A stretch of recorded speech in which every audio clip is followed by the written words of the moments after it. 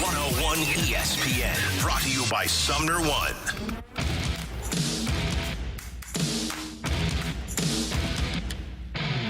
Yes.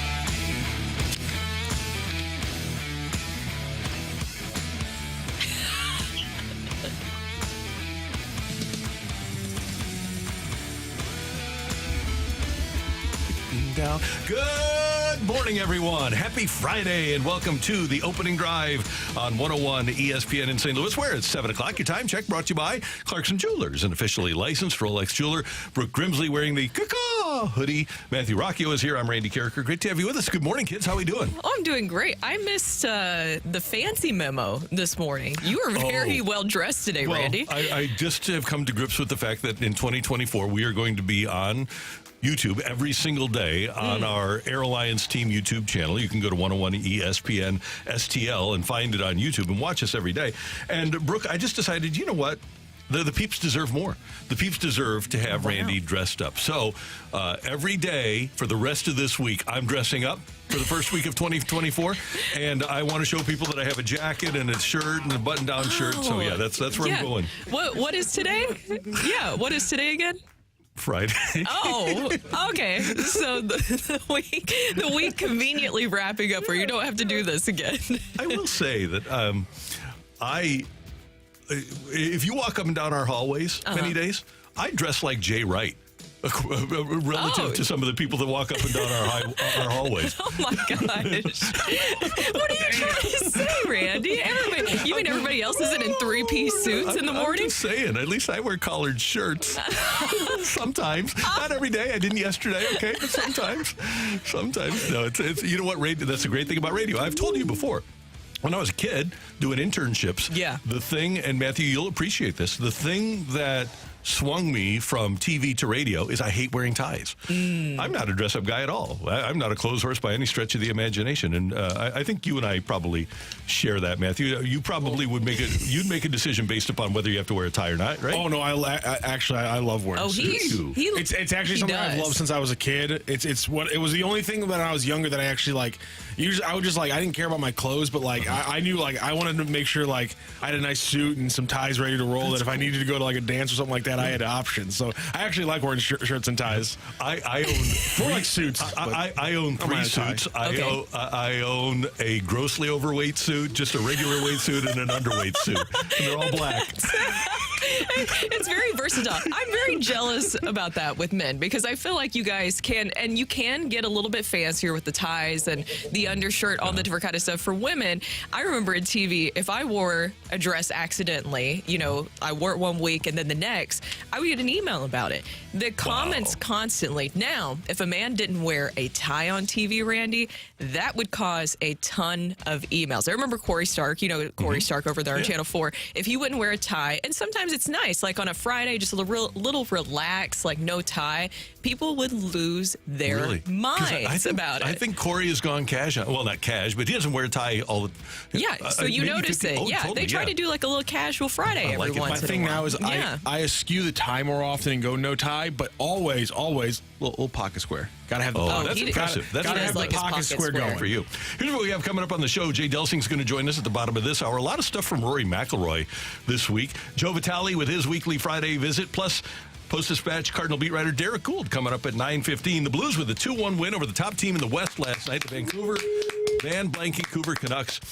I just can't figure the Blues out. Is this the best win of the year? Is this their best win of the year, guys? It's another come from behind win, so that's their third of the season. Yeah. There's something they've there, had right? Some good wins. I think so. This are the Stars win because the Blackhawks win is a huge come from behind win, but they're not a great talented team. Vancouver is one of the best teams in the entire league. Dallas is probably the second best team in your division behind one of the best teams in the league in Colorado. So yeah, I'd say this is right up there with the Dallas win as the best of the season so far. And you're going against the team with the best record in the West, the team that's the highest scoring team in the NHL by a pretty significant margin. By the way, their shooting percentage, the Vancouver's shooting percentage is outrageous. They lead the league in goals, but they're 20th in shots It's unbelievable. Wow. I can't. So that's a lot of puck luck? The puck luck, yeah. The Dom decision will give them no chance in the playoffs.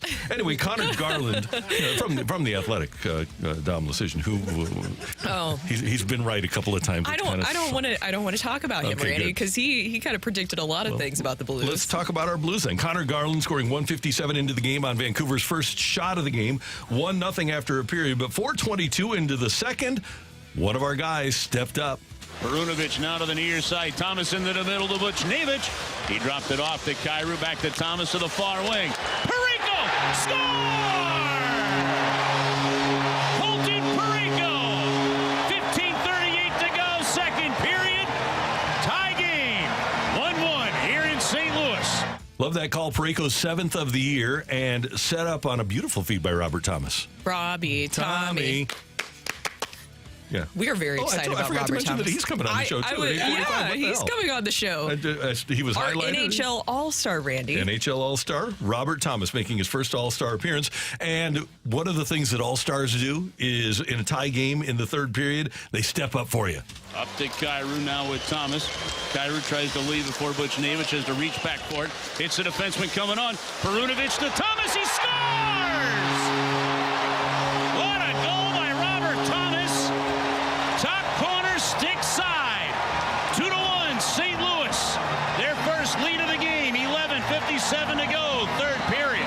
Jordan Binnington would make that stand, and the Blues would win it by a score of 2-1 over Vancouver. And guys, coming off the 2-game losing streak against good teams, it was Colorado, it was Pittsburgh last week, and now after the break, Drew Bannister said they needed a couple of days just to kind of decompress. They did, and the reason I say I can't figure this out, I guess we just have to wait for the rest of this stretch. But I like what I see. Since the coaching change, even with the losses, aside from the Tampa Bay loss, I like everything I've seen. I like everything that I see too, Randy. And it does still feel like you're kind of tiptoeing into being fully excited about things, right? You want to be really excited. You have to give him credit for everything they've done. This is now the 6th win under Drew Bannister. Whatever Drew Bannister is doing message-wise, it is actually resonating with the players. And that's what you want to see. That's what Army said when he made this coaching change, right? Is that he felt like the message wasn't working with Craig Berube anymore. The message obviously had gone stale. It wasn't translating on the ice. And now with Drew Bannister, his approach seems to be working with the Blues. I thought it was interesting last week when we talked to Robert Thomas. He kind of pointed out some of the differences, and he brought up with Drew Bannister, I guess his approach with pointing out things and having video evidence to back it up, and maybe not as much of the yelling approach. We've kind of talked about that with these younger players, that maybe they need a different style of coach, and whether you like it or not, either way, you like the results that you're seeing right now from the team. Yep. And Robbie Tommy, 36 even strength. This is a good stat from Matthew. 36 even strength points in 37 games. He's top 5 in the entire NHL in that stat. He only has, as you might expect from a Blue, only 5 total power play points. But he's terrific 5-on-5. And Parayko led all defenders last night with 3 shots. The defense has stepped up. That's another thing under Bannister is offensively, because we're talking hockey. The defensemen have stepped up, and Neighbors with 8 shots to lead all skaters. Jake Neighbors is also a really, really exciting player to see. I mean, the way that it's his attitude as well. He's skilled. Everything that he's able to do obviously helps the team, but then I think his attitude and approach to things, he's just a very gritty player. He is the quintessential St. Louis Blue. He's a hard worker. He's good on both ends of the ice.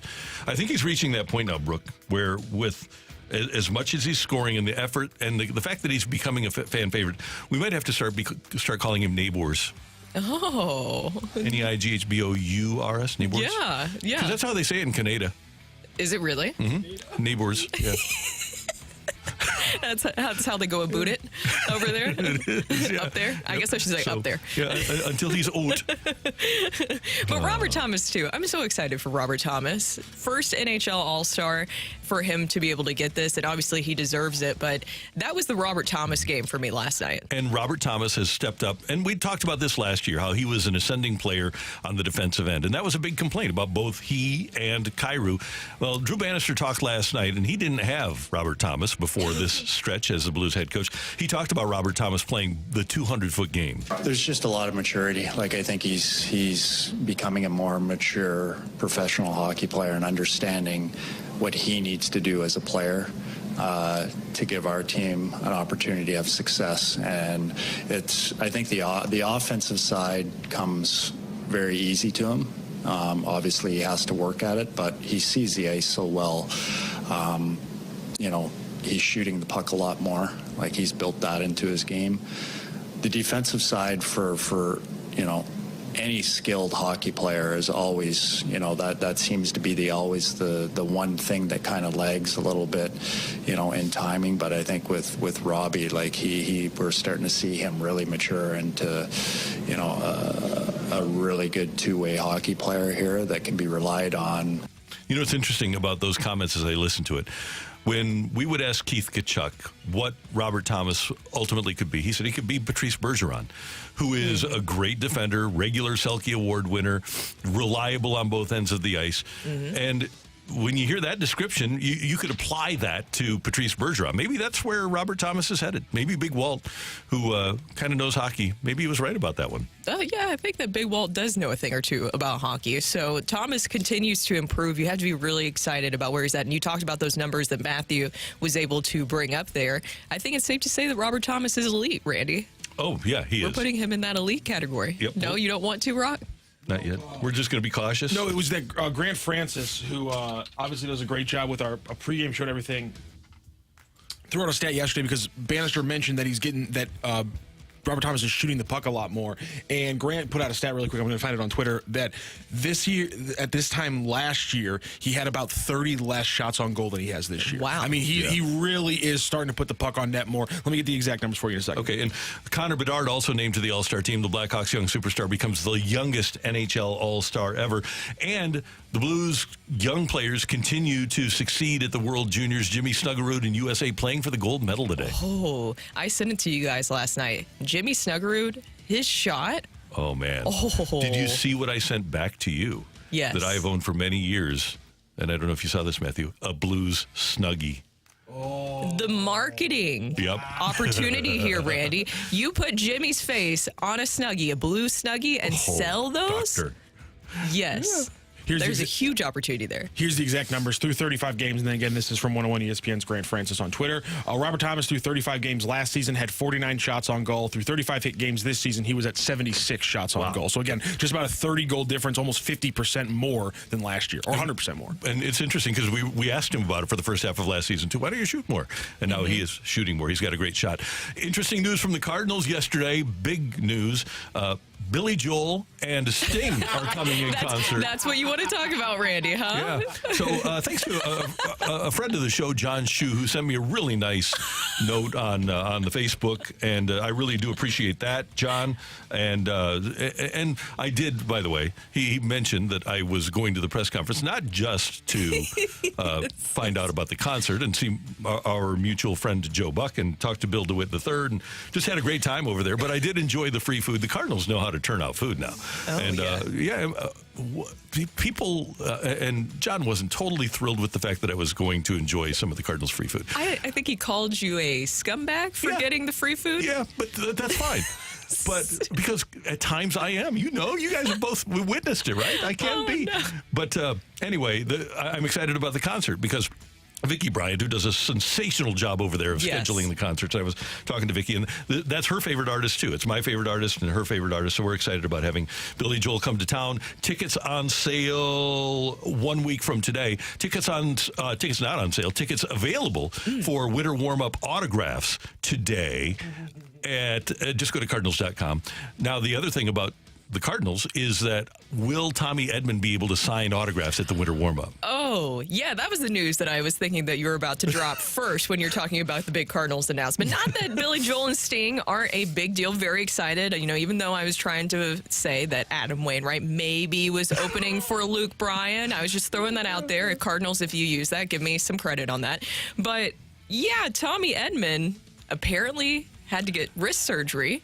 So that was a little bit confusing because, Randy, typically if you have an end-of-the-season press conference, that's something you could address at that point, right? Yeah. And I thought that I had heard that it was said that everything was fine health-wise for the offseason for the Cardinals.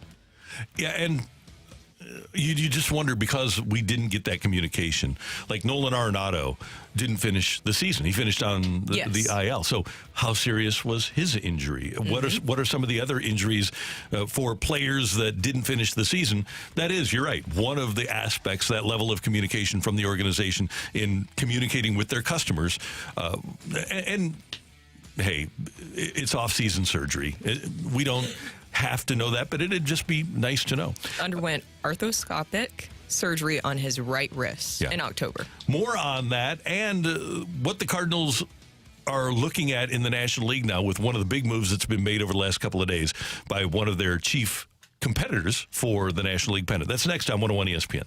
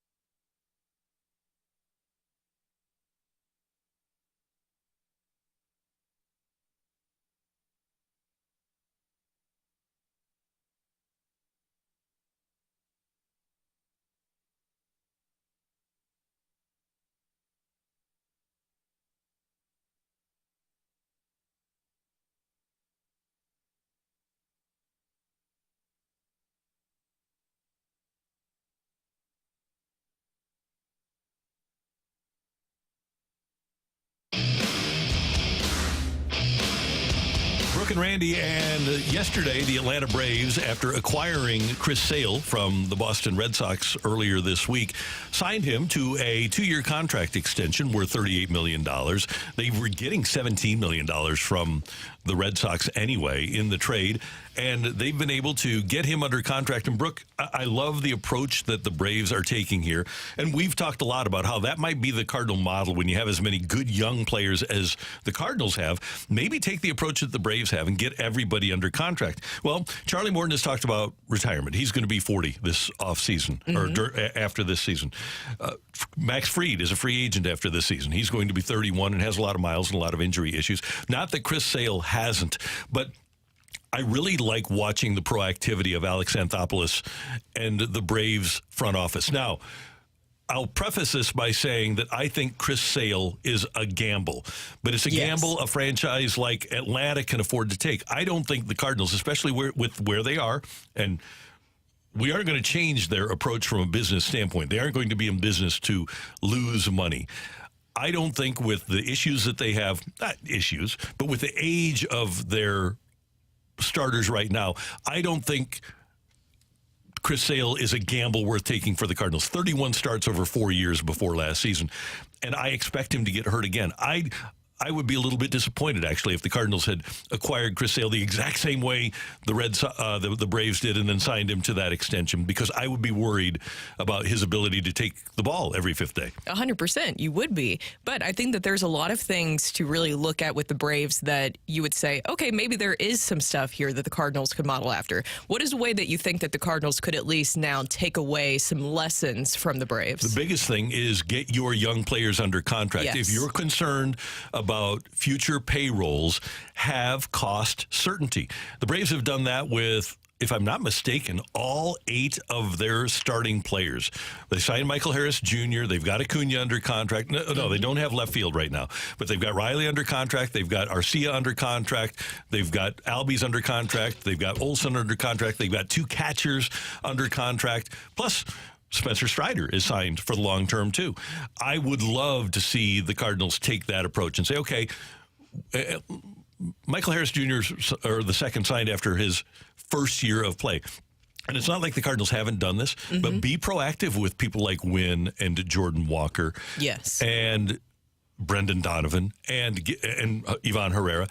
And if you're confident in your scouting ability, get those guys under contract so that you know how much you're going to spend for them in 2027. Well, and I think that's interesting, too, because when we talk about sometimes how the Cardinals overestimate some of their talent and their value, it also seems like they undervalue it in that way by not trying to figure out how to lock them up a little bit earlier before these contracts. It doesn't look like it's going to slow down. When you're talking about Scott Boras, we talked with Greg Amsinger yesterday. Scott Boras is so powerful now that he has basically just dictated how free agency has gone this past offseason. So why not work way ahead of it for these young players before they can even get to that point? I know that a lot of them will have that agent representation anyways, but I'm just saying before these big giant contracts, they're only going to get bigger, right, Randy? Because there's no way that all of a sudden that the Players Association, which Major League Baseball, their Players Association is so good, is all of a sudden going to be like, no, we need to put a cap to this. Or there's going to be a floor to this. They're never going to agree to any of that. So let's spin this forward then. The Dodgers go out, trade for Tyler Glasnow, sign him to an extension. The Braves go out, trade for Chris Sale, sign him to an extension. You mentioned to me that Ken Rosenthal has a piece up at The Athletic this morning. Why don't the Cardinals take this approach with a starting pitcher who has shown himself to be a stud? Dylan Cease. Ken Rosenthal saying that the Cardinals have at least moderate interest? It does seem like it. So let me pull back up the story here for you. So Ken Rosenthal put out an article last night. You can go see it, where he's talking about Dylan Cease in the market right now. And he says that teams who have the most sincere interests include the Orioles, and I believe it was the Red Sox as well. But then he also put the Cardinals in the list of teams who are interested in Dylan Cease. I think it makes a lot of sense. One, whether it works out or not, I do like the fact that the Cardinals are in this conversation. Randy, we talked about that. It would be crazy. They wouldn't be doing their due diligence if they were not in this conversation for Dylan Cease. Now, what exactly that will look like is going to be the biggest thing there. Well, there are a couple of things. Number one, it would be foolish on the part of the Orioles, who love their prospects and whose owner has said we won't be able to keep our young players because financially we can't do so. Unless the Orioles have changed their tune over the course of the last 4 months, it's because he said that in August, Angelos did, we won't be able to keep our young players. That wouldn't be a very sensible trade on their part. It seems like they are still in the draft and develop stage. You'd hope that with the Dodgers giving up 2 good prospects to get class now, that they wouldn't be able to match a Cardinals offer. And the Red Sox, I don't know what they're doing. They trade Sale and they sign Giolito, and they get a prospect, a young second baseman that they're going to play, Vaughn Grissom at second base. Cease is a number 1 starting pitcher, unless they think, okay, they believe that Sale isn't going to be able to pitch for them. They're going to have to sign Cease to an extension too. Why not sign? Cease is a lot younger than Chris Sale. I get it, but when are you trying to win? If you're the Red Sox, so my point would be the Cardinals would seem to be the team that has the greatest need for Dylan Cease among those that you mentioned. Also the Yankees as a part of the conversation as well, which they also need. It seems like that they were fully all in on trying to get Yamamoto, and that fell by the wayside. So now they're probably having their focus more on Dylan Cease. This is a huge opportunity, I feel like, for the Cardinals, and I'm at least encouraged in this article that the Cardinals are part of this conversation. But do you think that there's a point where the Cardinals do have a puke point when it comes to Dylan Cease? I hope that they make themselves puke. Whatever that puke That's point what we were be. expecting this offseason, right? Right. And here's the thing, and I know there's a lot of fans. It's really polarizing to talk about Nolan Gorman. But the Cardinals have the one chip that nobody else has. None of these teams have a young slugger like Gorman to put in a deal for a number one starter. And I know that it's really hard to find hitters. Everybody's always looking for hitters. But the hardest thing to find, as we know all too well here in St. Louis, is a number one starter that can take the ball for you every fifth day, and you can call it win day. And that's what Dylan Cease is. What do you think about, because this is an argument I see a lot with Dylan Cease, with what happened with him last year, and we've said this over and over again, that the White Sox were just a giant dumpster fire, and of course it affected a lot of the players, including Dylan Cease. For the people who think that Dylan Cease is not an ace or that he could be in the front of your rotation. He has been already. He's done it. A lot of people think that he's not an ace for some reason, Rady. No, everybody within the sport thinks he is. I know there might be fans that think he's not, but everybody within the sport thinks he is. He walks in here as the number one starter, and all due respect, which is deserved, to Lynn, Gibson, Sonny Gray, but you're going to have a different feeling Nolan Arenado. Nolan Arenado will walk through that door in Jupiter dancing if Dylan Cease is on the roster. 100%. Same with Goldie, right? Yeah. Same with Tommy Edman. Those guys will, and by the way, the coaching staff too, they will go bananas if Dylan Cease is on their roster. 25 years old, 2 years of control, being able to have that, because here's the thing is being able to bring in that kind of starting pitcher, because there's still some question marks, right? We hope that Zach Thompson, say if an injury happens, that he can really improve and step into that role as a starter. There's a lot of things that you hope for. Dylan Cease adds another level of security where you feel better about going into the season. And so the Cardinals are listed as an also-ran right now, but for lack of a better term, right, by Rosenthal. He's got Yankees, Orioles, 1-2 as what was his sincere interest, right? So he has, for sincere interest that has been expressed, he has the Yankees and Orioles. And then while the exact list of suitors is unknown, or not known, excuse me, it's he has in here the Dodgers, the Cardinals, and the Red Sox are among teams possibly in the mix. So hopefully that guy will wind up being on our side. That'd be great. I think that changes the entire dynamic of the franchise. That changes the entire offseason conversation. It really does, because that makes the Cardinals, even if the Cubs re-sign Bellinger and Stroman, if they bring those two back, if Dylan Cease is on this team, the Cardinals are the favorites in the Central. I won't say prohibitive, but the Cardinals automatically become the favorites in the Central with the pitching that they have. Now, do they still need to add relief pitching? Yes. But Dylan Cease changes the dynamic. 100% he does. But now that you have that information too, yesterday we talked about it, Tommy Edman, with his injury, do you have any concerns about how this could be a domino effect for health and stuff in the outfield? I always have concerns about hitters' wrists and the effect that it has on them, because sometimes it can take a full calendar year depending on the severity of the injury. We don't know, but the Cardinals... They say that he's going to be ready when the season starts. So my hope is that this wrist was bothering him and affected his offense last year. That's what when I sent you the information last night in the group chat, that's immediately what you said back. I was like, well, you know, that would make some sense, wouldn't it? Yeah, he had a 705 OPS last year. His on base was 307. His slug was 399. So that is not what you would like to get from a starting outfielder. So hopefully he'll be back and healthy and ready to rock and roll for 2024. That's what we're hoping for. Yeah. Yes. We're already getting a lot of texts in. I know that we have to go here to talk to Jay Delsing, but we're getting so many texts in about Dylan Cease and saying that he just had one great season. Also, he is 28, not 25. For some reason, I thought that he was 25, but he is 28. Yeah. Still young, because what would you say is the height for a starting pitcher? Typical height? No, I'm talking about with their potential. Oh, Yes, peak. What would his peak be? For a starting pitcher, age-wise. Yeah, they peak between 20 and 32, generally 33, something like that. Right? Yes. I think that's it. Okay, so for those that say he only had one great season, I will counter with this. Would you take Sandy Alcantara on your team? Yes. Sandy Alcantara was 14-9 and won the Cy Young in 2022. Otherwise, 9-15. He did throw 205 innings the year before, but had 50 walks. Last year, 7-12 with a 4.14. I think with a young pitcher, you have to look at what his upside is. Here's the thing.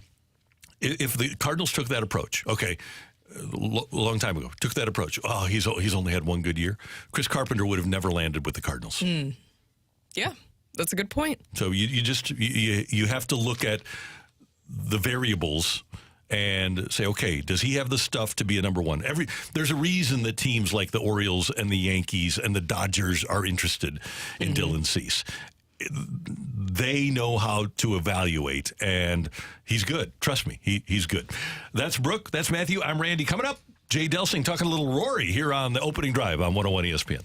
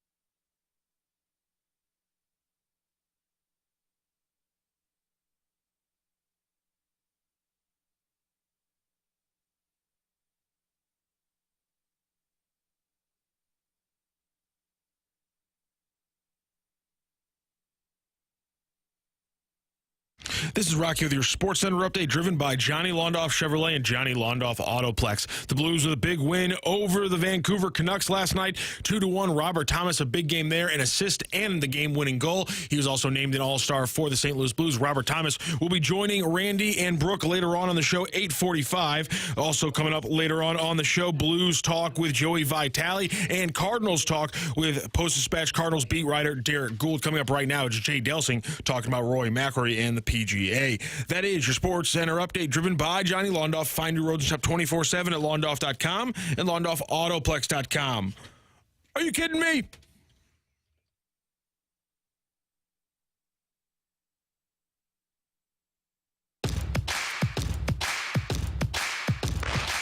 I've basically went through the last 2 years with this altruistic approach of I've sort of looked at the world in the way I've wanted to see it instead of just sort of, going through life with not that I've accepted reality basically, like this is what's going to happen. And I was probably judgmental of the guys that went at the start. And I think that was a bit of a mistake on my part, because I now realize not everyone's in my position or in Tiger's position. And, you get this offer and it's, what do you do? It's, we all turn professional to make a living playing the sports that we do. And I think that's what I realized over the last 2 years. I can't judge people for making that decision.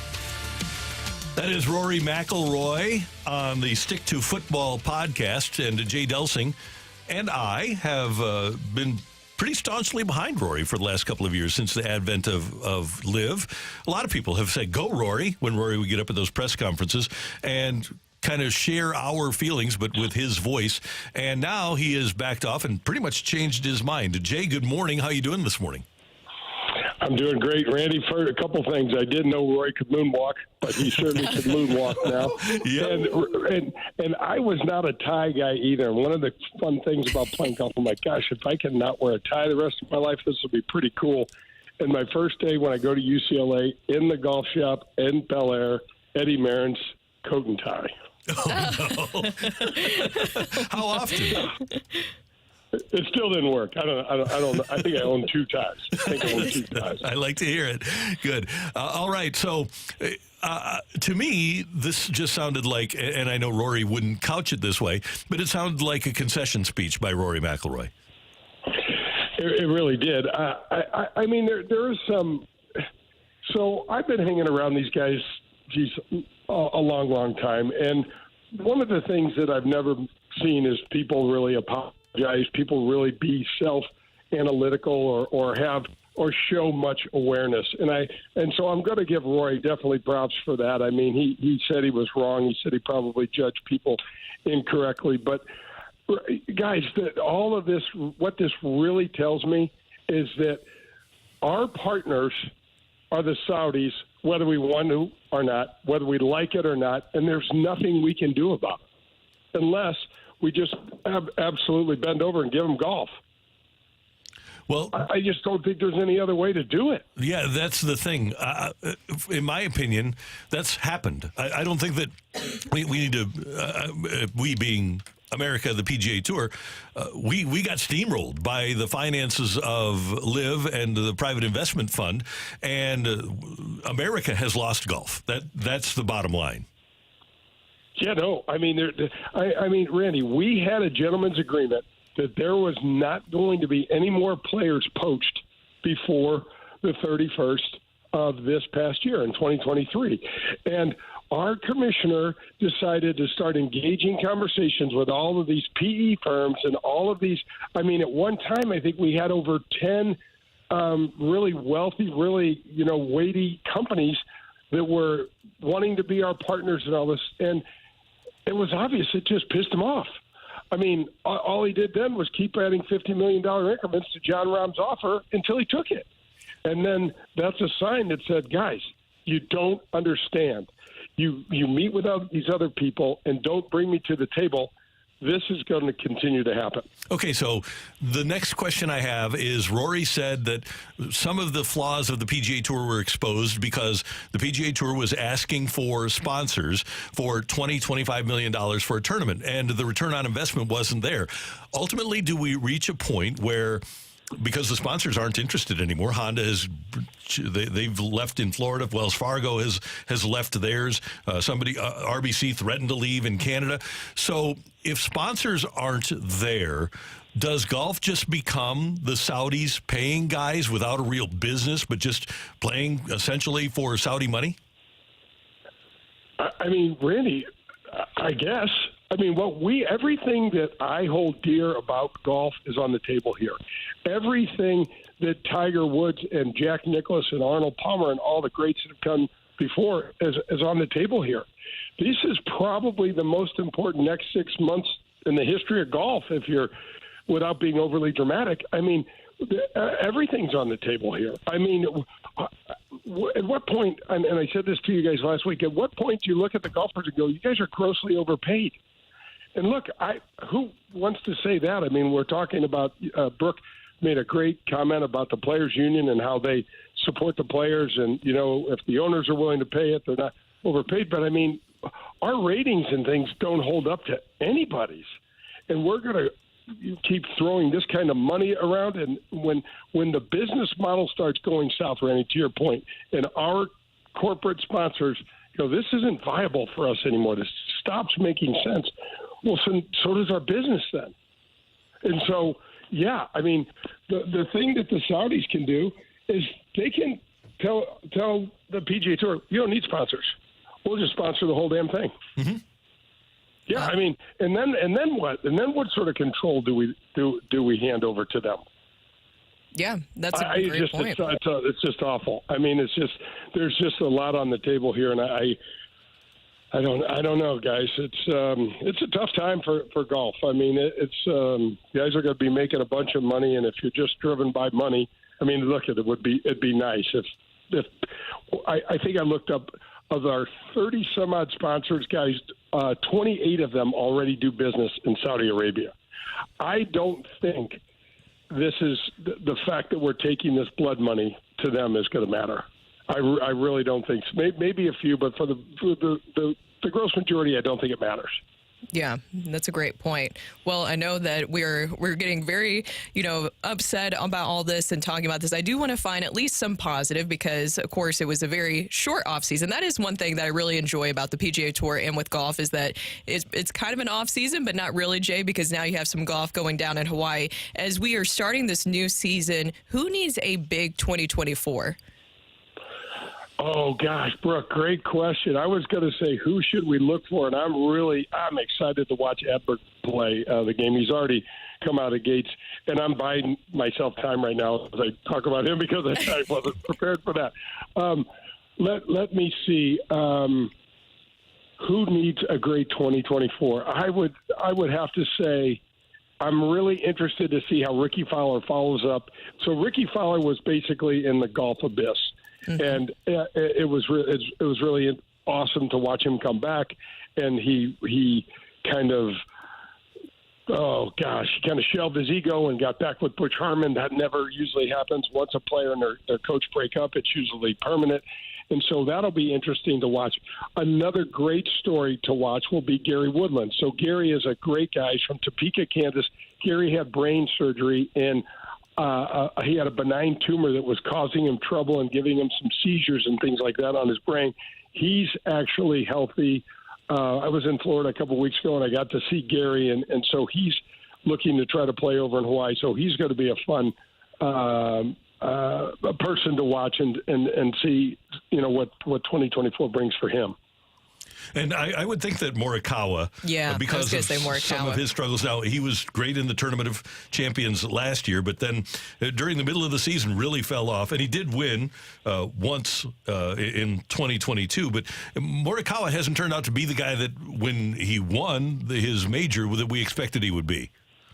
Well, he started off, and he's the guy I couldn't think of because I think he had a 5 or 6 stroke lead in this event last year and wound up coughing it up to Jon Rahm. He started off so strongly, guys.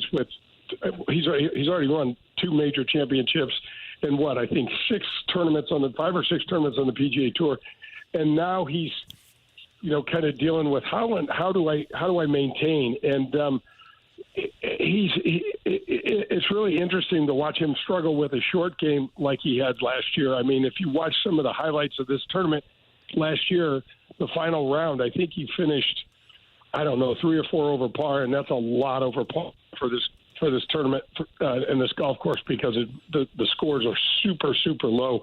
And he looked kind of unrecognizable for a tour player. He missed a couple of chips where he didn't even get the ball on the green, or if he did, it just didn't go anywhere close to the hole. So that sort of stuff snowballs in your brain and can really lead to some interesting shots. I've been down that road before. So, yeah, I love that fact. I love that catch, guys. I think Morikawa is the guy to watch and see what he comes back with. All right, Jay, who do you have on the show on Sunday morning, you and Danny Mac? We've got the CEO of Sniper Golf, and believe it or not, Randy, we didn't really talk much about this golf ball rollback, but we talk a lot about the golf ball rollback with, his name is Clint Peterson. We also get Nathan Carnes on the show, and Nathan, besides being a great guy, and he has a great family, he is the first person from the Gateway section in the history of our section to hold a national office. He is going to be the 45th president of the PGA of America, and right now he's a national secretary, and so he's involved. This live stuff, guys, just has tentacles that reach into all parts of golf, so he talks a lot about that as well. I'm going to stock up, by the way, on golf balls that are going to be illegal in a few years.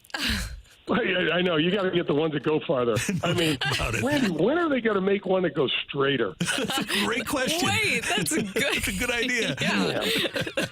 Nobody talks about that. And this whole rollback thing is only 10 or 12 yards for the tour player. Is that going to make a difference, guys, for the tour player? No, all of a sudden, Rory will be 12 feet from the hole on the 380-yard par 4, right? Yeah. Rather than 12 inches. Yeah, crazy. Yeah. Hey, great to have you with us, and have a great weekend, and we'll talk to you again next week. Look forward to it, guys. Thank you. Thanks, Jay. Jay Delsing on 101 ESPN. Coming up, you need to get your text in to the Air Comfort Service text line. That line number, by the way, is 314-399-9646, 314-399. Yo-ho! Take it or leave it is coming your way on 101 ESPN.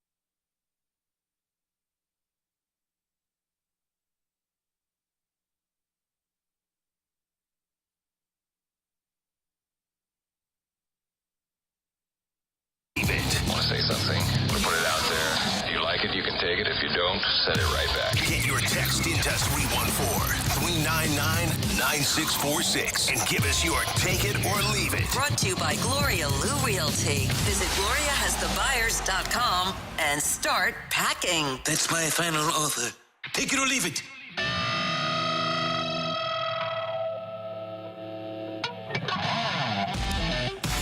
The text line is open, 314-399-9646, 314-399. Yo-ho! Brooke, Matthew, Randy, and Brooke, I think we can safely say, and correct me if I'm wrong or if you think there's someone else here, but to me, the three national fan bases in the NFL are the Cowboys, Packers, and Steelers. Mm-hmm. I guess we could throw the Raiders in there, but to a different level, right? Yeah. But I'll go with those three, okay? Take it or leave it. The Cowboys, who are already in, Packers, and Steelers all make the playoffs. Ooh. Packers all make the playoffs? Packers are against the Bears. They're winning in. Okay. And the Steelers going against the Ravens, who aren't trying. They aren't playing Lamar or anybody. The Steelers are essentially winning in. Okay. Yeah, I'll take it for that aspect. Now, how far they go will be a whole different conversation. If the Cowboys get bounced early, doesn't that change the whole perspective of the season? Yeah, it does. It makes my season great. I know it's something that you're looking for, Randy, but doesn't that always feel like that's what you're expecting with the Cowboys, right? That you can't give them full credit for their season, no matter what they do, until you see what happens in the postseason. Right, you can't. And they're kind of like the Cardinals in that regard. That's and it's Jerry Jones' expectation. They make the playoffs all the time, and they get bounced. They're kind of like the Cardinals since 2013. I don't like that. Although they've been that way since 1995. I will continue until the stat changes. I will continue to give you the stat that St. Louis has played in more Super Bowls and NFC Championship games since 1995 than Dallas has. Yeah. Take it or leave it. Justin Fields should be the Bears quarterback moving forward. Because you know what's coming up. Yep. That draft, Caleb Williams. Yep. I'm going to take it. I am going to say that they get a receiver, they get an offensive lineman, and maybe even trade down from the top pick to get the third or fourth pick so that they can still get Marvin Harrison Jr. But yeah, I'm going to take that they keep Fields. Fields is 3-1 in his last 4, and he's performed at a really high level. Yeah. It seems like he's continuing to steadily improve. Yeah. So I wouldn't be upset about that. It's a very interesting position because the whole national conversation is that Caleb Williams is possibly a once-in-a-generational type talent. Now, of course, you never know because, Randy, how many of these top picks actually pan out? Oh, it's 50% with the quarterbacks? Especially with the quarterbacks. Yeah. And they're pretty close here with Fields. The other thing is, and it depends upon how good they are at evaluation in Chicago, but if they evaluate Fields properly, they don't have to start over with a rookie quarterback because a bad year with a rookie quarterback next year can get Eberflus fired. 100%. Yeah. All right, Matthew, what do we got on the text line? Oh, and by the way, Pittsburgh needs either a Buffalo loss, just to make it easy, a Buffalo loss or a Jacksonville loss. And Jacksonville plays Tennessee, right? Or a win and Houston, Indianapolis tie. Oh, okay.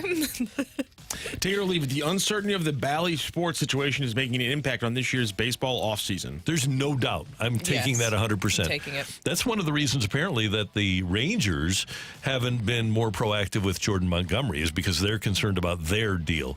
I believe there's another hearing coming up in 5 days on the 10th of January because the folks at Bally, the financial folks at Bally, have to declare that they're in financially for the whole year. Baseball wants certainty that they're going to get their money for the whole year.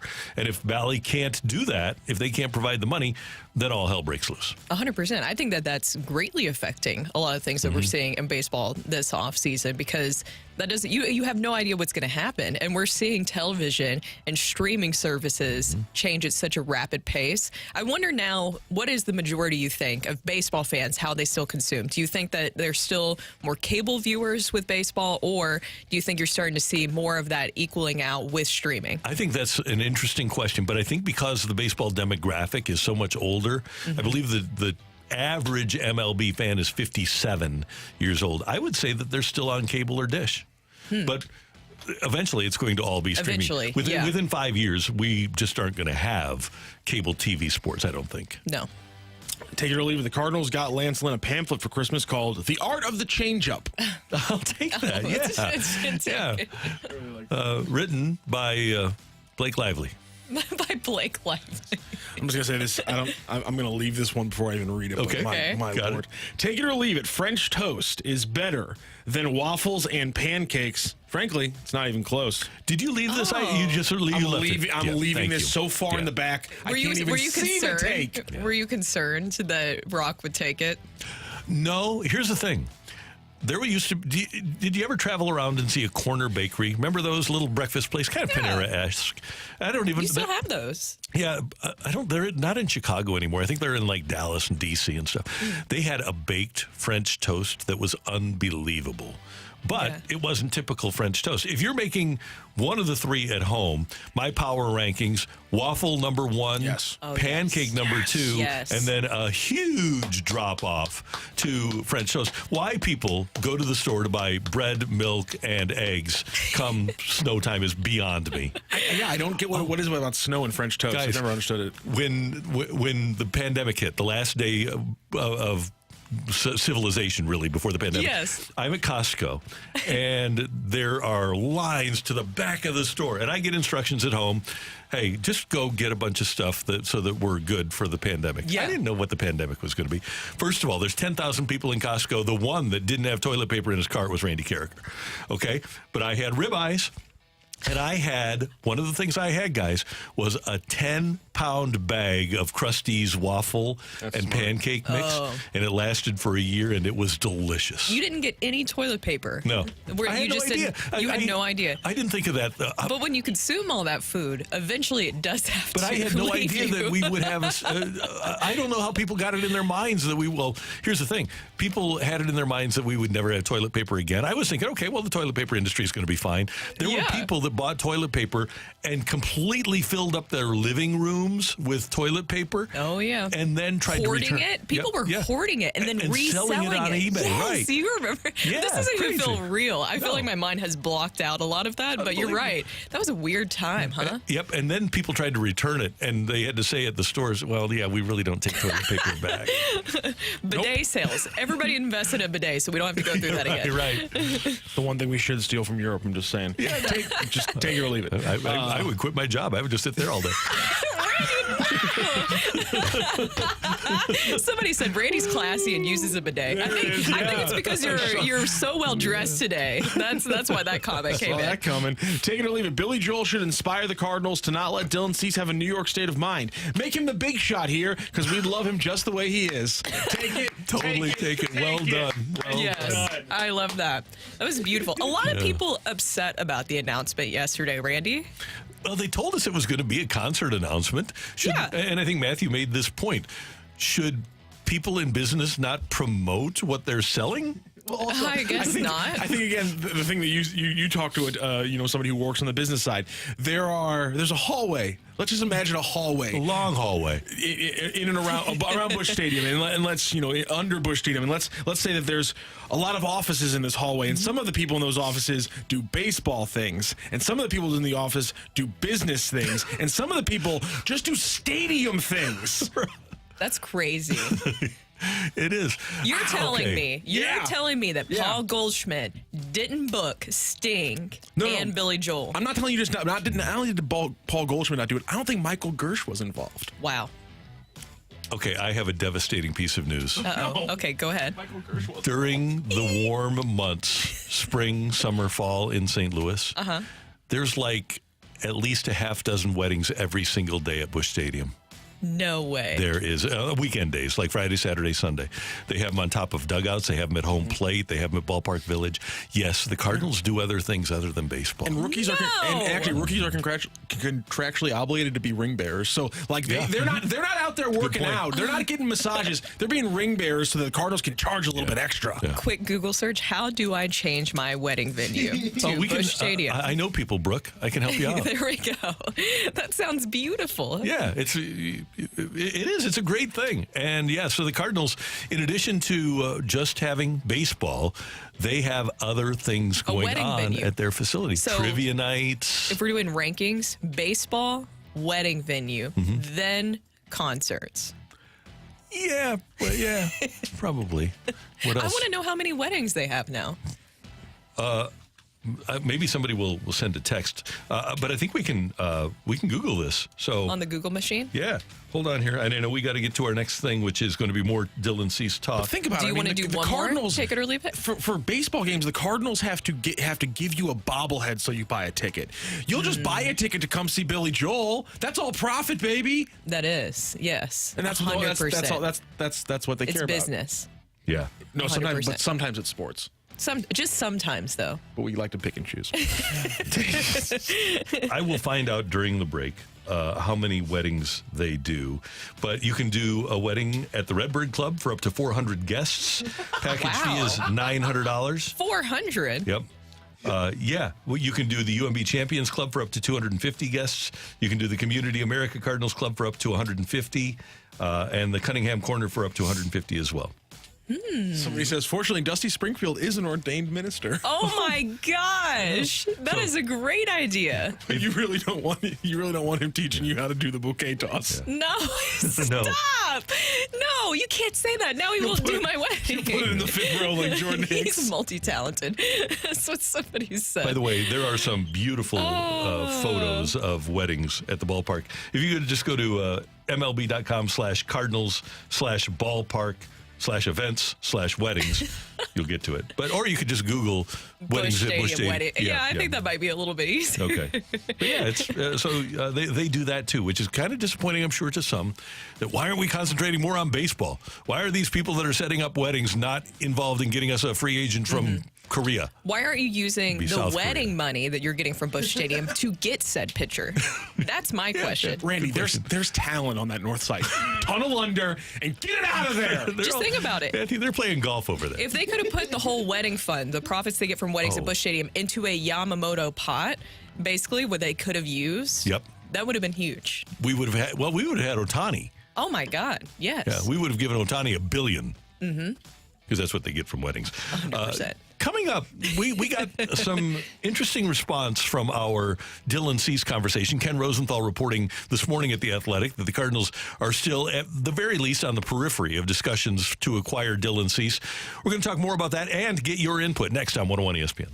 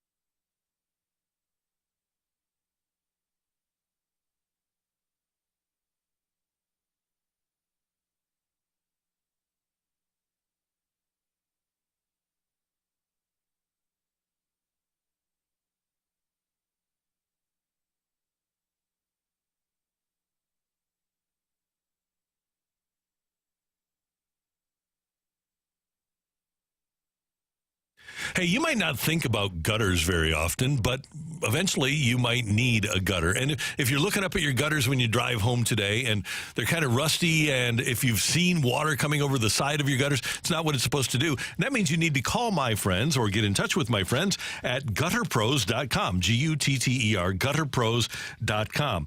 They do great work in replacing gutters in the St. Louis metro area, anywhere within 50 miles of downtown. If you get in touch with Gutter Pros, you can set up an appointment. And when they come out, they're going to tell you about what they do. They're high quality people. They aren't going to pressure you into buying gutters that day. They aren't going to say, well, if you buy today, I've got this deal for you.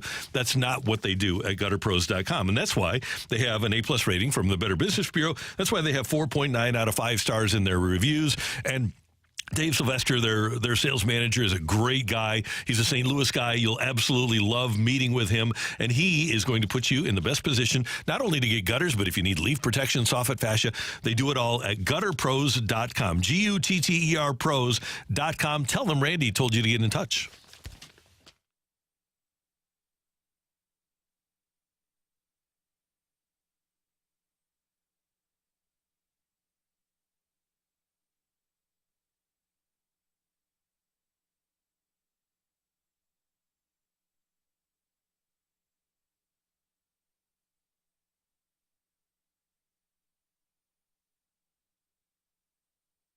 Brought to you by Sumner One.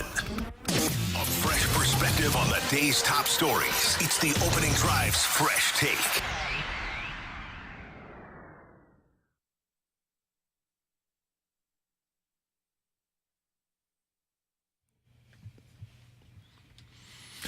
.808 in St. Louis. Time check brought to you by Clarkson Jewelers, an officially licensed Rolex jeweler. Getting ready for the weekend. Brooke Grimsley, Matthew Rocchio, Randy Carricker on 101 ESPN. For those of you that are tuned in on the Air Alliance Team Studio Cam, you see that I'm wearing a jacket with a button-down shirt, which is kind of unusual. Well, it's extremely unusual for this show and this individual. Somebody asked if I have jury duty today. They did. We've gotten a lot of questions about your outfit today because, Randy, you are pretty stylish, but this is definitely overly stylish. This is definitely a step above the usual, I would say, golf attire that I see you wear. Yeah, it is. And here's the thing. I like jury duty. I never get picked. No? No. But Do you purposely do that? No. Do you purposely the last time I had jury duty, it was a murder case, and I wanted to be on it in the worst way. You would kill for it? You were dying to get on it? Yeah. But you know what happens? Because these lawyers are good. Yeah. And here's what they do. They say, so, Mr. Carricker, you're a broadcaster in town. Because they all know, they do all their due diligence, which is great. I say, yeah, I listen to you all the time. And I think what happens is they're worried that you'll spill the beans? Well, that I'm a forceful personality because I'm on the air. And I don't think, they don't want that some in want the the jury leader, duty. some don't. Most lawyers, when they're in voir dire, which is jury selection, do not want a leader in the room there. Like, they don't want somebody who's going to be too demonstrable. They want somebody who's maybe a little bit more passive. Yes. Yeah. And for all the attorneys that are out there, because I have wanted to do a murder case, and I would. If you ever have a murder case, I would like to be on it. But full disclosure here, Wesley Bell listens to this show, and I love Wesley Bell, the county prosecutor. He's my guy. So I don't know if that will allow me to be on. Randy, I don't think that helps your case by saying that. No, but I'm just saying. I don't know how. I voted in every election I could have. I still haven't ever been called for jury duty. I haven't either. And here's the thing. I haven't either. I lived in the city because now I live in Afton, so I'm technically in the county. But I lived in the city for 18 to... Ooh, that's really amazing. I'm saying 18 to 28. So I was in the city for 10 years. Did you get called 2 there? full election cycles. Never once got called. That's amazing. And I don't know if it's maybe I don't know. Maybe like my dad works for the state. Maybe that's it. I'm not sure. That could be. Now, here's one other thing. By the way, if I did have jury duty today, I would almost automatically be disqualified because of what I'm wearing. I think if you walk in, I don't. This is just my impression. Yeah. Of the juries that I have seen put together, generally, people that walk in that are well dressed and appear to have a reasonable level of intelligence don't get picked.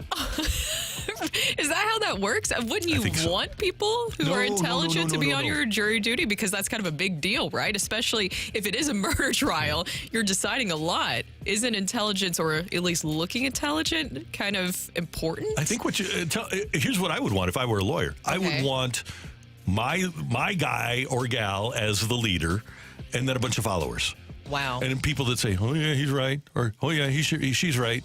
Don't you want that? I would guess so. There's got to be an art to putting a jury together. Mm-hmm. There has to be. Okay, today at The Athletic. Matthew, anything to add there? Yeah, there is an entire art. Like there's certain lawyers that are like that's their specialist is jury selection. Yeah. Just Google voir dire and you'll dive into this weird whole thing of like it's an entire specialty for some lawyers and they're really good at it. Some lawyers are like, no, I'm not really good at that part. Or just watch one of the most underrated movies of all time, Runaway Jury.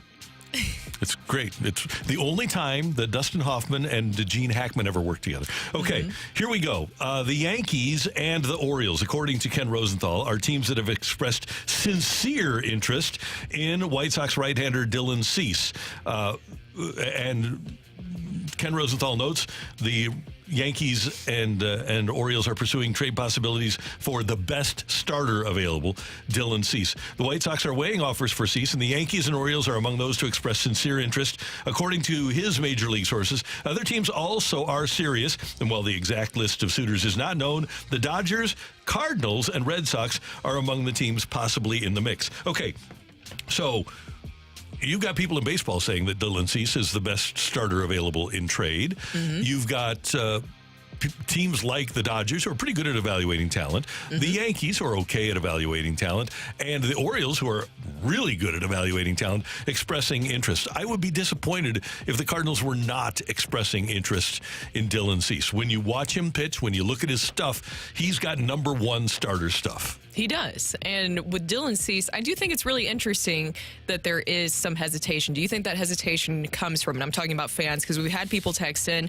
where somebody texted in earlier from the 618, what makes Dylan Cease a definitive number one win-day starter and number one win-day starter? And Sonny Gray, a guy who is a good top-of-the-rotation guy, but not a number one. I think this is a really interesting question. And to me, it comes down to what the team does when you're on the mound. Last year, this is a snapshot, but last year, Sonny Gray's team won 87 games. They won their division, the Minnesota Twins. On the days that Sonny Gray started for the Twins, they were 14-18. Dylan Cease's team went 61-101. They lost 101 games. On the days Dylan Cease started for the White Sox, they were 16-17. For a team that was 40 games under, he made 33 starts, and the team was under 500 by one game in the games he started. So I would hope that, and this is what teams are looking at, for a good team with a better culture, that Dylan Cease, for a team that wins 95 on the days that he starts, if he starts 33, they win 21-22 of those starts. Yeah, and somebody said, I'm interested, from the 314, I'm interested until they say Gorman's name. That's what it is, right? That's the big holdup, is that we assume there's going to have to be a big chip in this trade, and that chip could be Nolan Gorman. Because every team, if you're making a trade for especially a potential ace starting pitcher, then they're going to be asking for a player like Nolan Gorman in return. So do you think the Cardinals will have to move past that? And do you think that will be the asking price? Not only will it be Nolan Gorman, though, but it sounds like the White Sox, just from previous reports, are wanting quite a bit. They want a couple of your top 100 top prospects, too. And I don't know if I would give a couple of top 100 prospects, but I would be willing to go with Gorman and a pitcher. And here's the thing. You've got left-handed bats on the way in Chase Davis, their number one pick. He'll be available in 2025.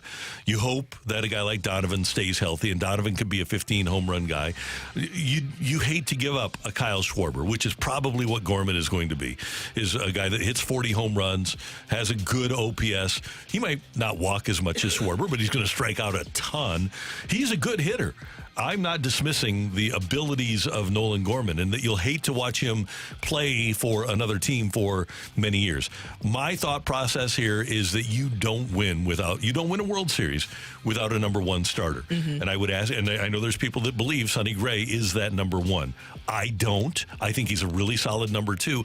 I think the Cardinals, to win, need to get another starting pitcher, and that's what Xavier Scruggs told us. That's what Benji Molina told us. That's what Greg Amsinger says that his former MLB player and manager cohorts at MLB Network are saying. And in my eyes, told me right off the bat, they need a number one starter. 100%. And he's 28 years old.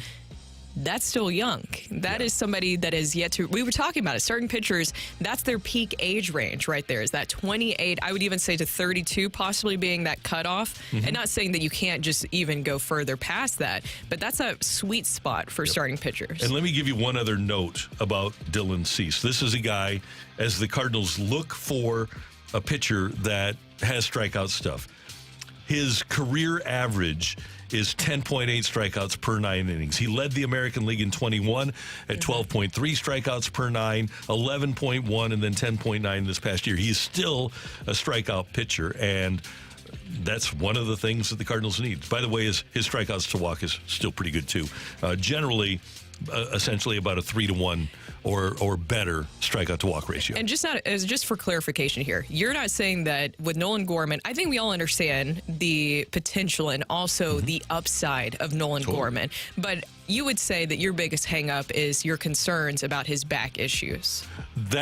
If I'm going to keep him for long term, I would be concerned about that. I would hope that he can slug for me. But my biggest concern is that I know, especially with the rules, and I hope the Cardinals are this way. I've got Victor Scott on the way. I've got Tommy Edman on my team. I've got Donovan on my team. I've got Wynn on my team. I've got Walker on my team. If I managed correctly and my approach is correct, I can manufacture a run. You can't manufacture pitching. And that's my big thing. Home runs are the best and easiest way to score right now. But if I'm in a 1-1 game in the ninth inning, I want to be able to manufacture a run, and I want to be able to get to that 1-1 game in the ninth inning, and I don't think I can do it on a regular basis, but I think I can with Dylan Cease, who set the major league record 2 years ago with 14 consecutive starts with 0 or 1 run allowed. And even look at the Cardinals this past season. What was the biggest issue? One, I know that situational hitting was an issue, but it all came back to the starting pitching, did it not? It does. And I want to reinforce this again. I am a fan of Nolan Gorman. I think he's going to be great. But I just think the Cardinals' needs right now, especially with what they have on their roster, are greater than I would say that the starting pitching number one starter need is greater than the need to have that slugger without a number one starter. That's Brooke. I'm Randy, and that is today's Fresh Take on 101 ESPN. Coming up, we're going to talk to our buddy Joe Vitale about what's going on with the Blues and what's going on in life in general. That's next on 101 ESPN.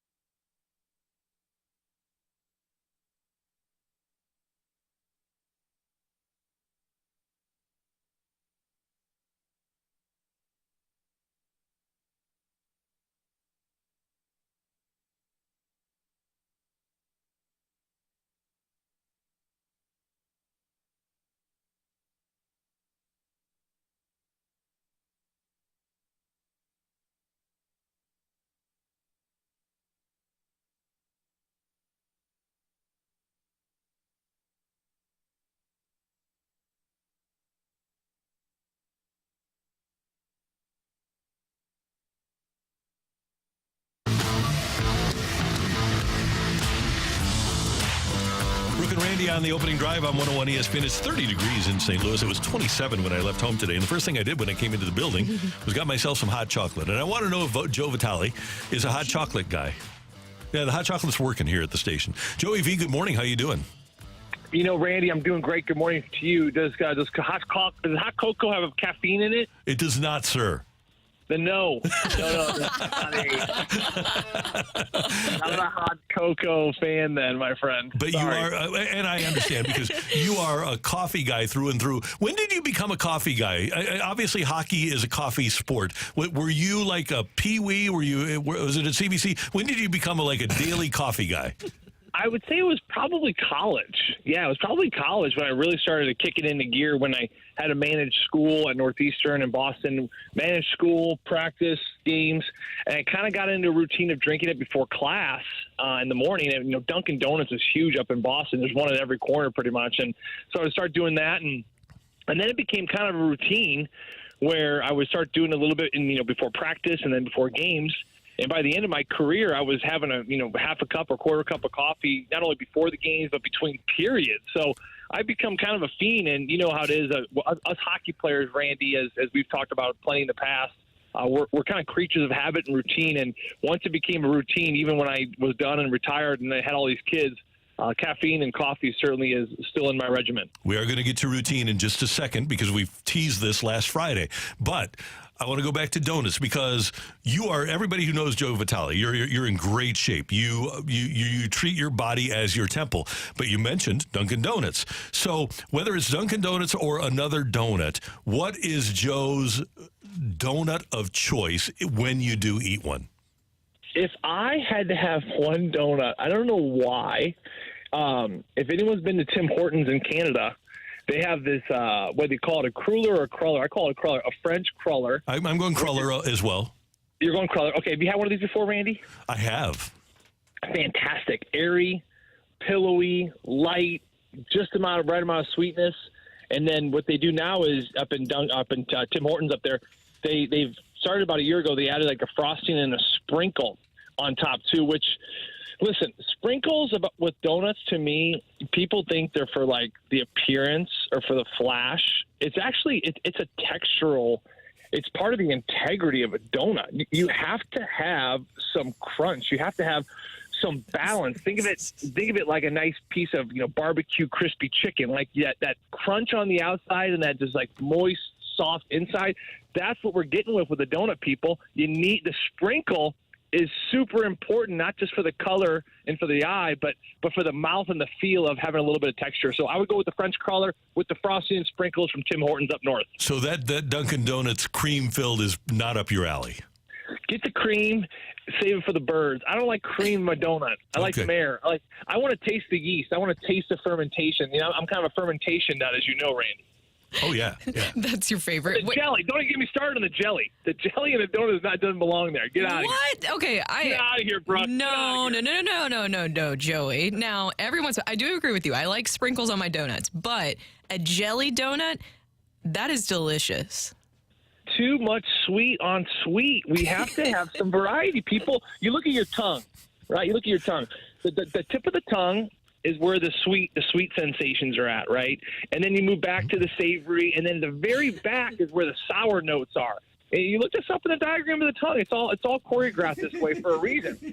Now, when you go to eat a donut, the key is you gotta get the full palate. We call it that umami bite, and then you look at which is why people love sourdough and everything. Put sourdough in waffles, put sourdough in a chocolate chip cookie. You put sourdough waffles in an English muffin. People are like, this isn't a Thompson's muffin. What's going on with this English muffin? Well, the reality is that we put some sourdough starter in there, and your mouth and your back of your jowls there, where all the sensors are for sour on the back of your tongue, those start to light up as well.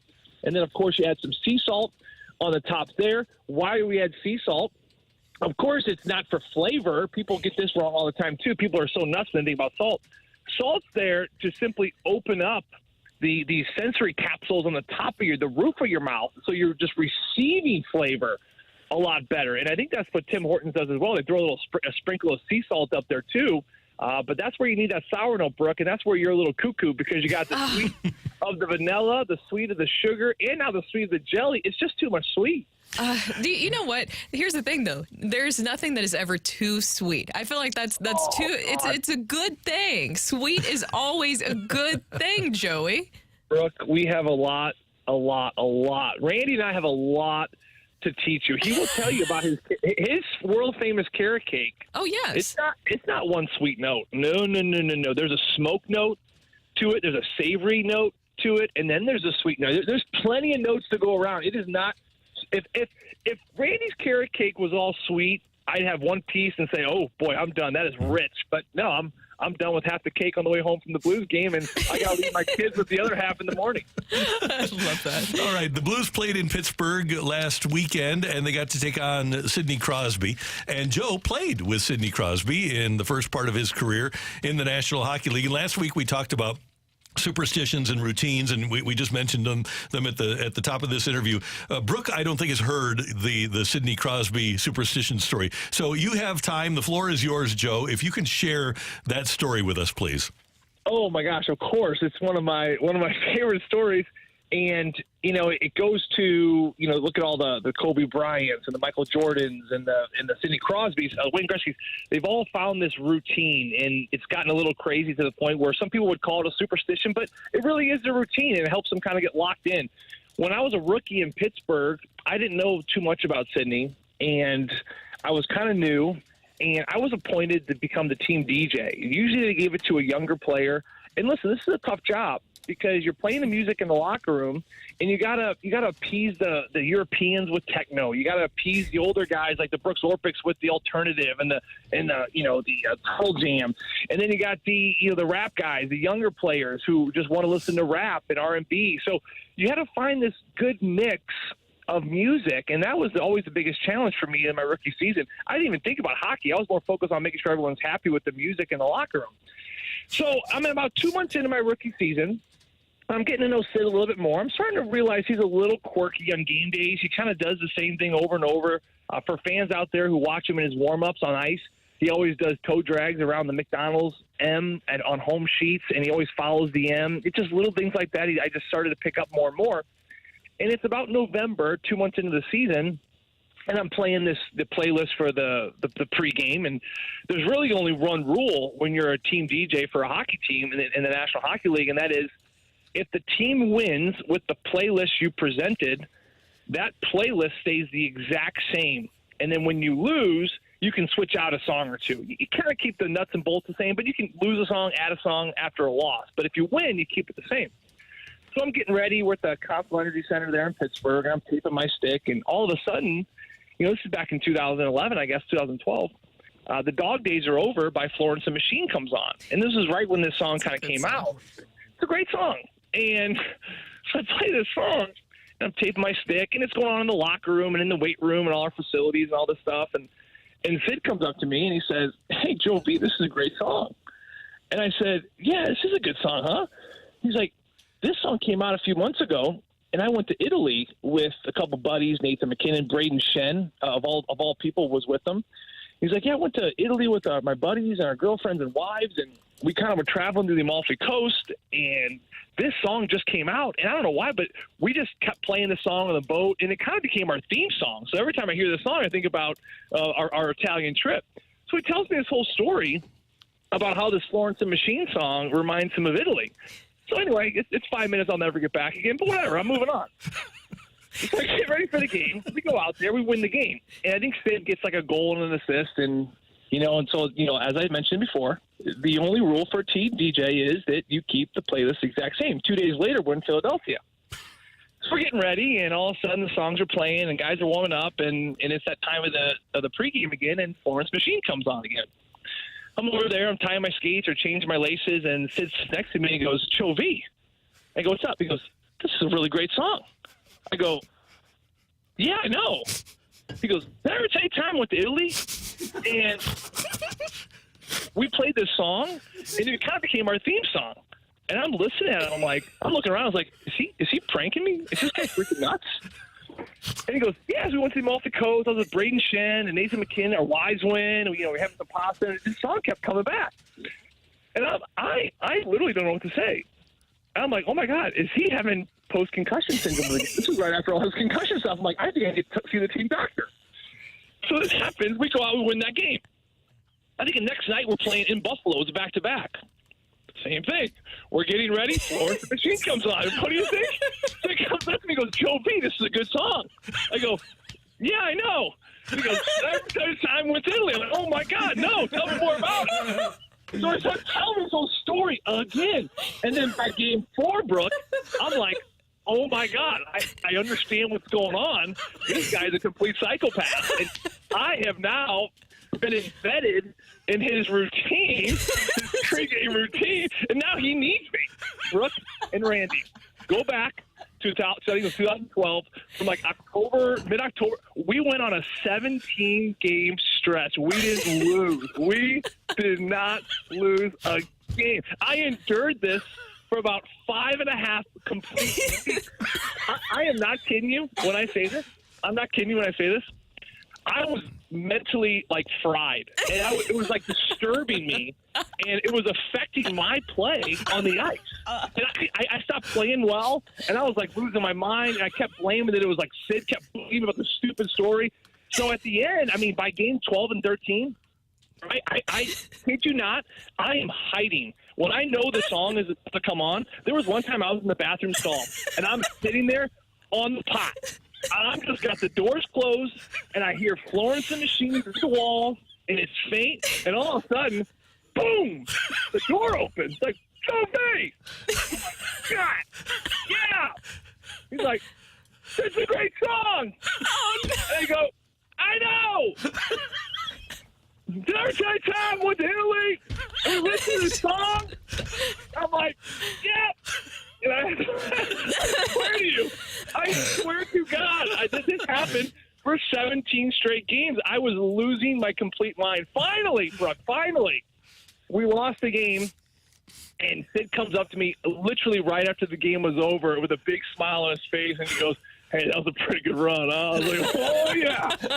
Oh, yeah, buddy. Meanwhile, I'll be down in the minors tomorrow. Yeah, that's one of multiple Sidney Crosby routine stories, and when you play with him, you learn very quickly as a teammate of his that it's not just about your preparation, it's also about how do I facilitate Sidney's preparation. And I don't say that like to be like, oh, this guy's an arrogant leader. It's not about that. It's about, this guy is so good, and he helps you win games, and he will help you with your contract one day if it's that good. You want to make sure you could do anything. You just want to serve him and make sure you're taking care of him the best as you can. So I learned very early to get in, figure out his routine, be a part of it, or you'll probably end up being traded or sent down to the minors pretty quickly. Oh, my gosh. Joey, by the end of it, were you just like in a corner, like shaking, rocking back and forth, like, oh, my God, please let this be done? Oh, my gosh. You know, I don't know if people have seen this scene from Heartbreak Kid with Ben Stiller. You know, he's in the bedroom with his new wife, and she's all crazy in the bedroom. He's like, at one point, he's like on a rocking chair, sucking his thumb in the corner. That was me. I swear that was me. Or like the scene, you know, what it really sounds good is from Jim Carrey's character from Dumb and Dumber when Seabass busts open the bathroom door. He's like sucking his thumb in the corner or whatever. That was me. I was a mental midget at that point. But at the end of the day, we won 17 games. We made the playoffs that year. We went to the Eastern Conference Finals. So it all worked out in the end. But, you know, any player who plays with Sid will really tell you you have to figure out a way to be available to him and make sure that you're kind of catering to him, because what he says kind of goes there. I'll give you one other quick thing about what he says goes. The Penguins jerseys right now, you know how they reverted back, Randy and Brooke, to the 80s style? Mm-hmm. 3 or 4 years ago, they brought back that style as like a third jersey. I think Sid had a hat trick that night. A few weeks later, he had like a 2-goal, 1-assist night, and they won again. What do you think happened the following year? Those didn't become the third jerseys anymore. Those were the jerseys. So, and they have been the jerseys since then. So you can see the influence he certainly has, not only on that team, but certainly in that city, in the sport of hockey. And at the end of the day, just such a wonderful human being and one of my great friends to this day. So it's always great to reminisce and tell these stories again. Oh, and by the way, the Blues won last night. A great win. Maybe the best win of the year. Maybe the best win of the year. 2-1 against a very good hockey team. They had nothing. Brock Besser, silent. JT Miller, silent. Elias Pettersson silent. Blues have done a great job of shutting down other teams, top opponents, especially over these last 3 games. Absolutely. Joey V, we love you, man. Thank you. That was great. We amazing. appreciate it. Have a great weekend. Are you making the trek to Raleigh? Oh yeah, I'll be coming to you live tomorrow night.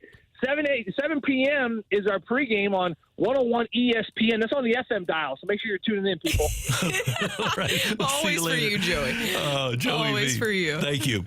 That is the spectacular Joe Vitale on 101 ESPN. You can hear, if you didn't get to hear the whole story, you have the opportunity to hear it again on 101ESPN.com or on the app brought to you by Dobbs Tire and Auto Center. Or please go to YouTube and watch our reactions to the story. Because, Randy, you literally turned into a tomato during that story. Bright red. Yeah. That was incredible. I do feel bad that maybe he got some PTSD. Florence and Machine is fantastic, so I hate that he can't enjoy them as much anymore. But what a story. That plus the other Sidney Crosby story that he told. What was that?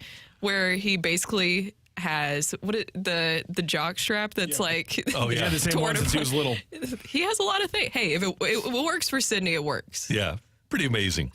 Hey, coming up here on 101 ESPN, we're going to talk to Robert Thomas at 8:45, and we went long, obviously, with Joey. So we're going to do the fight at 9. Yes. And if you'd like to participate in the fight, all you need to do is text in your name and the word fight to 314-399-9646. That's 314-399-YO-HO. Coming up before we get to, you know what we'll do is we'll get to Robert next because we're already behind. So what we'll do is we'll take this break and get to Robert next on 101 ESPN.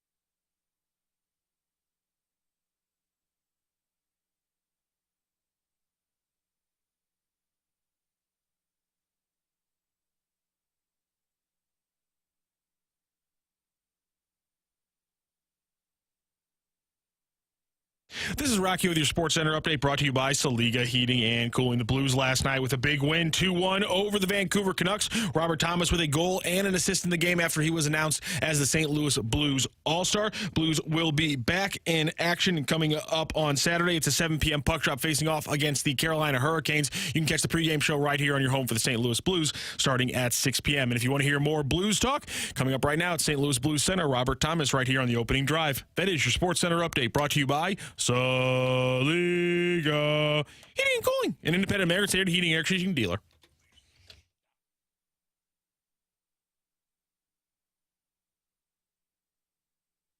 Thomas scores! Getting you inside the Blues locker room. What a goal by Robert Thomas! It's time now for Blues forward Robert Thomas on the opening drive. Driven by Pure Performance, the only stop for all your aftermarket vehicle needs.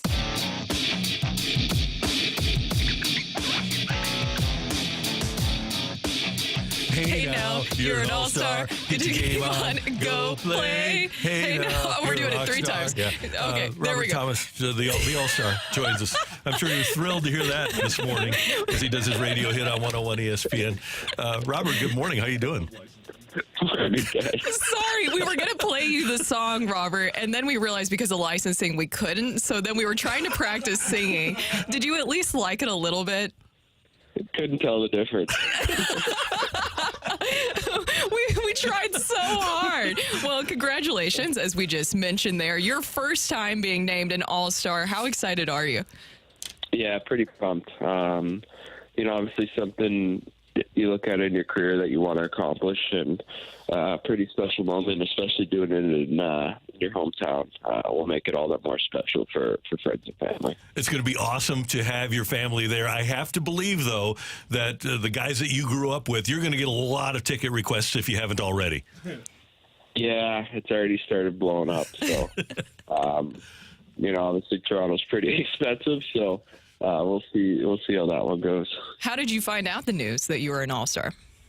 Doug called me a couple days ago and broke the news, and immediately called my family, and everyone was so excited. So pretty special. It's pretty cool. And then you celebrate last night on the night of the announcement with an assist and the game-winning goal. And Robert, I called that your team's best win of the year. If it's not the best, it's got to be top 2. What did you think of that win?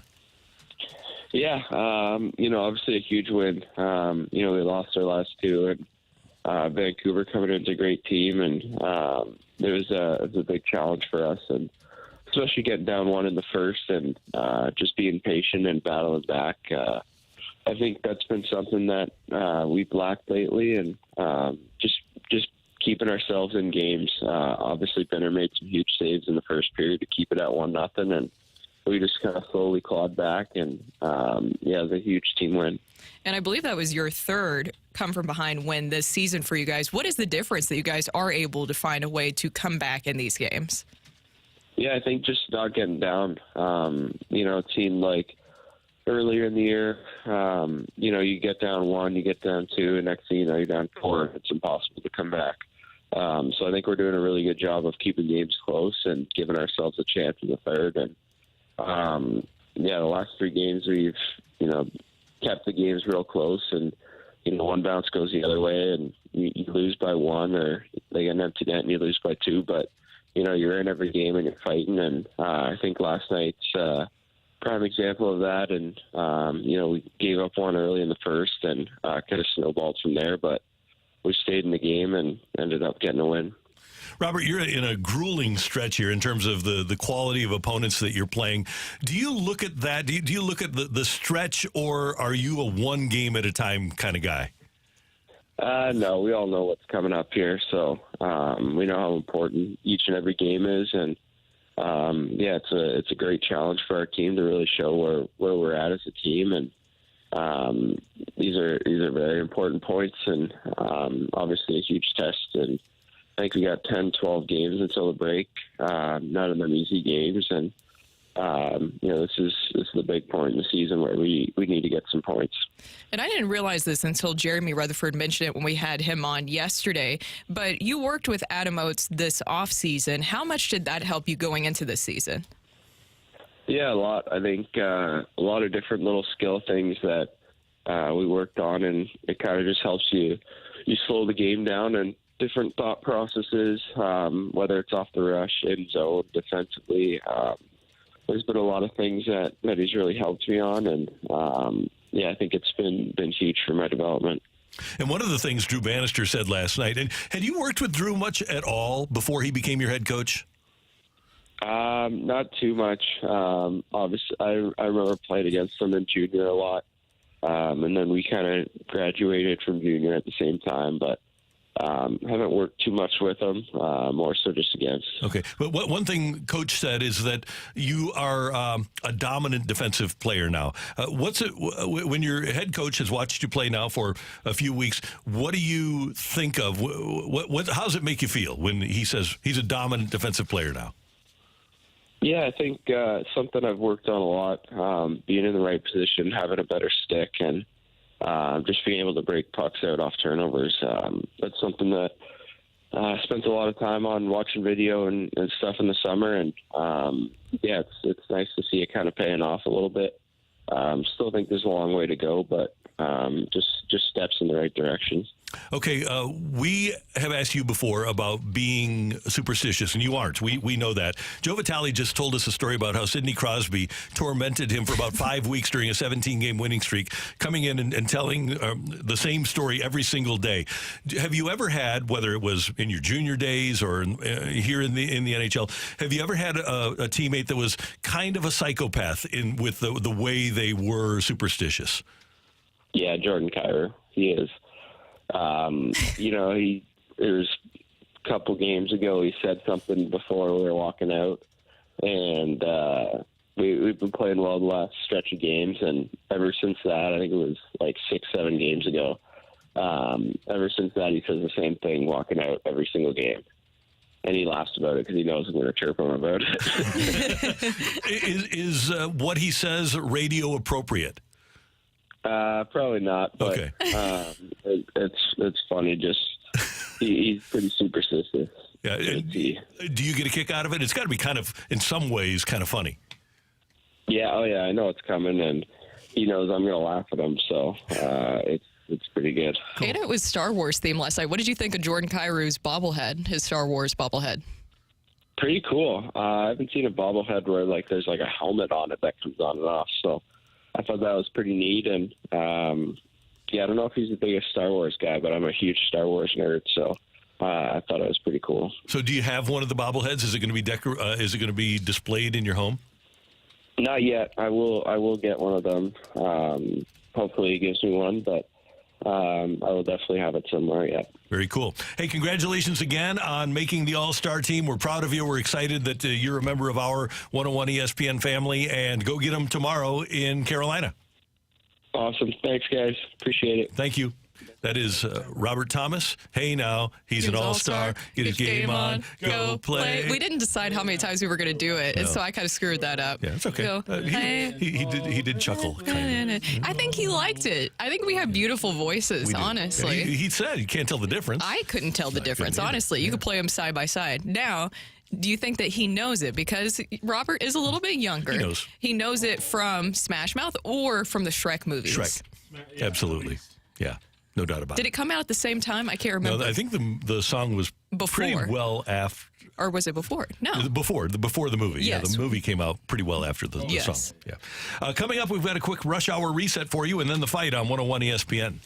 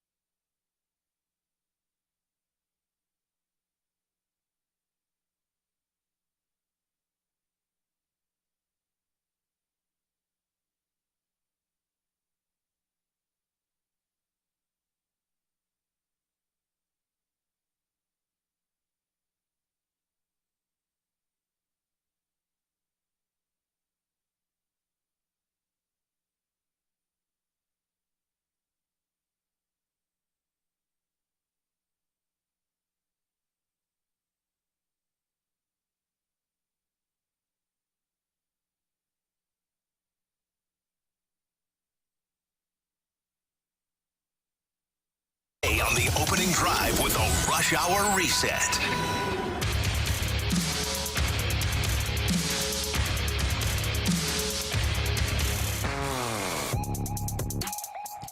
Good win for the Blues last night at home against the Vancouver Canucks, 2-1. I would argue the best win of the year for your St. Louis Blues, who are back in action tomorrow night taking on Carolina. 5 o'clock pregame, 6 o'clock faceoff here on 101 ESPN. And the Blues have 39 points after last night's victory, and they're 2 points out of the final wild card spot, which at the moment is held by Seattle, 4 points out of first place in the wild card race, and a ways to go to catch up to Dallas for third in the Central Division. But a great win. Robert Thomas, the new All-Star, with an assist and the game-winning goal. Robbie, Tommy.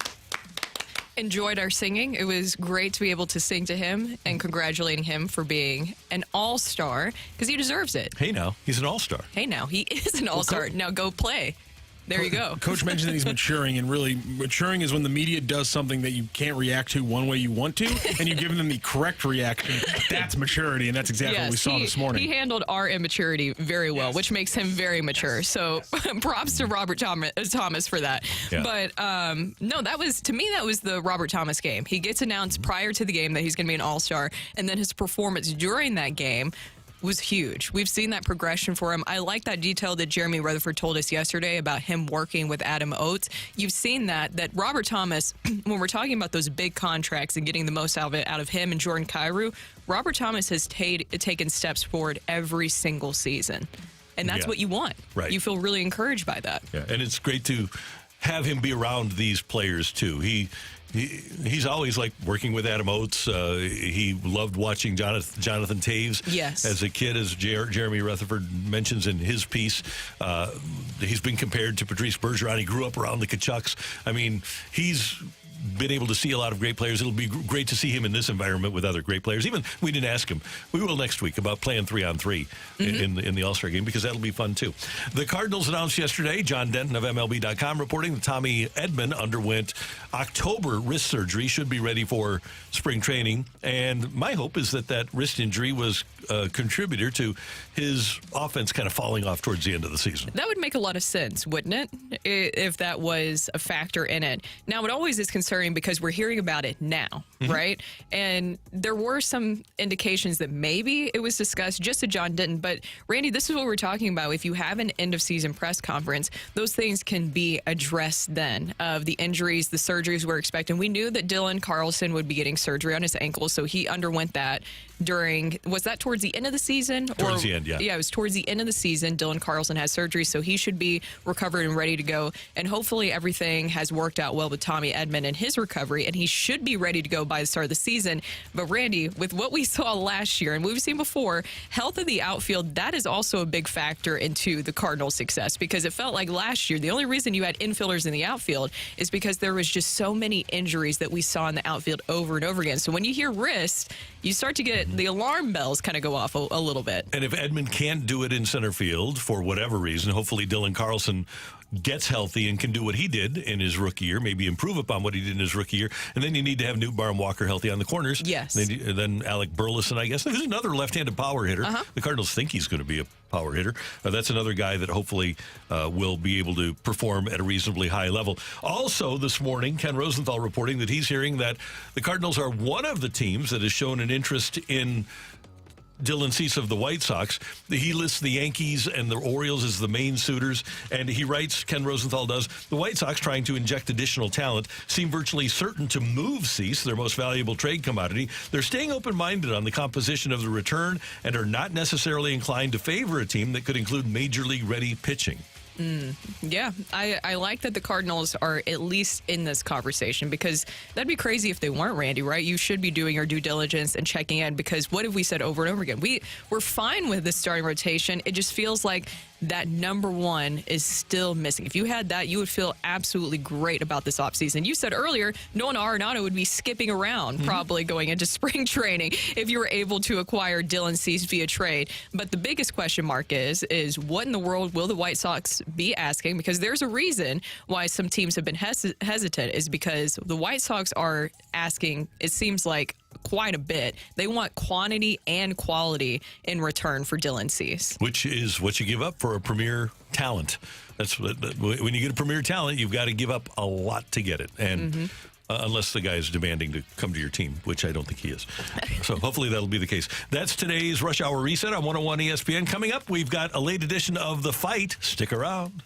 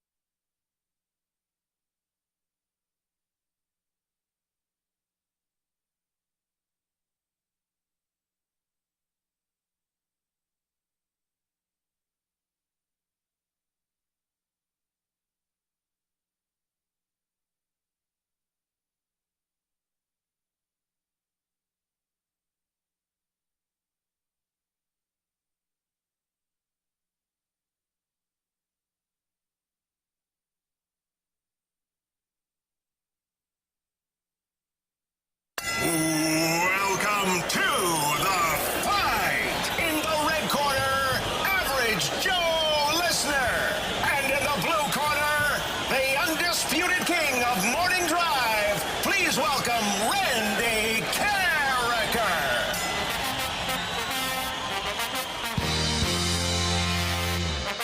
Good morning and welcome back to the opening drive. Brooke Grimsley here alongside Randy Carricker and Matthew Rocchio, and it is now time for The Fight. And our fighter today is Kyle. Kyle, how are you doing today?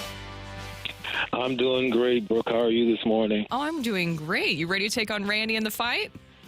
I sure am, as long as there are no references to the Lars Nootbaar fan club. Oh, there we go. Yeah, no Lars references today. Yeah, that's cringeworthy. Oh no, Kyle! Yeah, I was liking you this morning. You don't like the Lars? Yeah, she's on Randy's side now. Oh man, I was rooting for you. Yeah, Kyle. she's on Randy's side. Hey, I'm sorry. That's painful. Man, well, one day we'll get you to convert over to the fan club, Kyle. Okay? No. Okay. I won't hold my breath. How about that? We'll get started with question number one. Are you ready, Kyle? Yes, I am. All right. Who is the last non-Power 5 Notre Dame's non-Power 5 Notre Dame school to finish number 1 in the final AP poll and claim the NCAA football national championship? Excuse me. Is it BYU, TCU, or Pittsburgh? Pittsburgh. Who is the only Cardinal to ever have 5 extra base hits in one game? Is that Mark Whitten, Albert Pujols, or Matt Carpenter? I'm going to go out on a limb and say it's Matt Carpenter. Matt Carpenter. What year was Lars Nootbaar born? No, I'm just kidding. There you go. I was trying to get you, Kyle. Just kidding. Okay, question number 3. After 2 even strength points last night, Robert Thomas has moved into a 3-way tie at second for the league lead in even strength points. Which Western Conference skater leads the league with 38? Is it Connor McDavid, JT Miller, or Nathan MacKinnon? Nathan MacKinnon. And which NHL Hall of Famer is the only player in league history to have a game with double-digit points? Is that Anton Stastny, Maurice Rocket Richard, or Daryl Sittler? Rocket. All right, Kyle, we will double-check our score, and we will bring in Randy Carricker. All right, Kyle, how are you feeling? I tried to sneak in a Lars Nootbaar question for you, but how are you feeling other than that? We tried to shake you up a little bit. I was shook up because they're all hockey. I am not a hockey aficionado. No. Okay. All right. Well, you feel pretty good other than that about your guesses? Yeah. So. All right. Randy walked in dressed very dapper today, might I say. Randy, say hi to Kyle. Kyle, good morning. How you doing? I am fantastic. Look forward to seeing you at TJ's game one day next week. Oh, absolutely. Yeah. Nice. I'm looking forward to that. Kyle does not like any Lars Nootbaar questions. I tried to sneak one in there, but he doesn't like the Lars Nootbaar fan club, Randy. I was rooting for him until that. Well, not anymore. Not anymore. That quickly dissipated, Kyle. Does that mean we have a Lars Nootbaar? I should have just turned it. I should have just made it Lars Nootbaar trivia. If I would have known, I would have added one. All right, ready to take on Kyle in the fight? I'm ready. Question number 1. Who is the last non-Power 5 Notre Dame school to finish number 1 in the final AP poll and claim the NCAA football national championship? Okay, hold on here. Who is the last? Non-Power 5 and Notre Dame. And Notre Dame. Because they're essentially a Power 5 school. It's just a weird addendum I had to write in there. I believe, and this is just right off the top of my head, I'm going to go with the 1984 BYU, whatever they are. Cougars. Here's an amazing fun fact for you. 1984, BYU wins the national championship. In 1984, we didn't have all sports radio. ESPN was in its infancy. And I was producing the morning show for that week at KMOX and had BYU's head coach on the air the night after they had won the national championship, Lavelle Edwards. Got him on the air to do an interview with Bill Wilkerson. That's insane. Isn't that wild? I think I'm going to go with BYU. All right. Who is the only Cardinal to ever hit 5 extra base hits in one game? Marp, Cubs, 2018. I'm going to go with Matt Carpenter, maybe 3 homers and 2 doubles. Marp. After his 2 even strength points last night, Robert Thomas has moved into a 3-way tie. Clap, clap, clap. At second for the league lead in even strength points. Which Western Conference skater leads the league with 38? Western Conference leader. I will do the lifeline here, Brooke. Connor McDavid, JT Miller, or Nathan MacKinnon? Connor McDavid has a ridiculous amount of points this season. I'm just going to go with him because he's got way more points than anybody else. All right, Randy, which NHL Hall of Famer is the only player in league history to have a game with double-digit points? Hall of Famer, double-digit points. Okay, so I don't know if he's a Hall of Famer. I thought Daryl Sittler had. I don't know if he's a Hall of Famer, but Daryl Sittler had a 7-goal game. Somebody way back in old-timey days, I think, had more. Double-digit points. I think Sittler had 7 goals, but I don't know if he had the assist. And I don't know if he's a Hall of Famer. But I already used my lifeline. So I will go with Daryl Sittler, who I think is the only person to have more goals in a game than the Redhead Red Barons. All right. An extremely close fight today. Randy Carricker trying to keep his winning streak and move it on to, I believe this would be 17 fights straight. Did he do it? Or did Kyle, the Newt Bar hater, come in and take it away? Ring that bell. The winner and still champion of the fight, Randy Carricker. I'm sorry, Kyle. Randy Carricker, he just got you with that last question. He beat you 3-2 today. Wow. Yep, you did a good job there. Let's go through those questions and answers. Randy Carricker had it right on the first one. It was BYU in 1984, the last non-Power 5, plus Notre Dame, because that whole thing, to finish number 1 in the final AP poll. Last Cardinal to ever to hit 5 extra base hits in one game was, in fact, the newly salsa-kinged Matt Carpenter, who went off for 3 home runs and 2 doubles against the Cubs. After his 2 even-strength points last night, Robert Thomas trails Nathan McKinnon for the league lead in even-strength points. Connor McDavid has like 25 power play points. It's ridiculous. And which NHL Hall of Famer is the only player in league history to have a game with double-digit points? Darryl Sittler is a Hall of Famer and is the only one to do it. 7 goals, 3 assists for the only 10-point game in NHL history. Thank you, Kyle, so much for joining the fight and joining the show today. Oh, not a problem. Thank you all so much for having me. Still love you, Kyle. Yeah. I'm going to slowly convert you to the Colt, okay? I'm working on it. Have a great weekend and a happy new year. Coming up, we're going to visit with our friend Derrick Goold. He's a beat writer for the Cardinals for the St. Louis Post-Dispatch, and the Baseball Writers' Dinner is coming up 1 week from Sunday. We're going to talk a little bit about that coming up on 101 ESPN.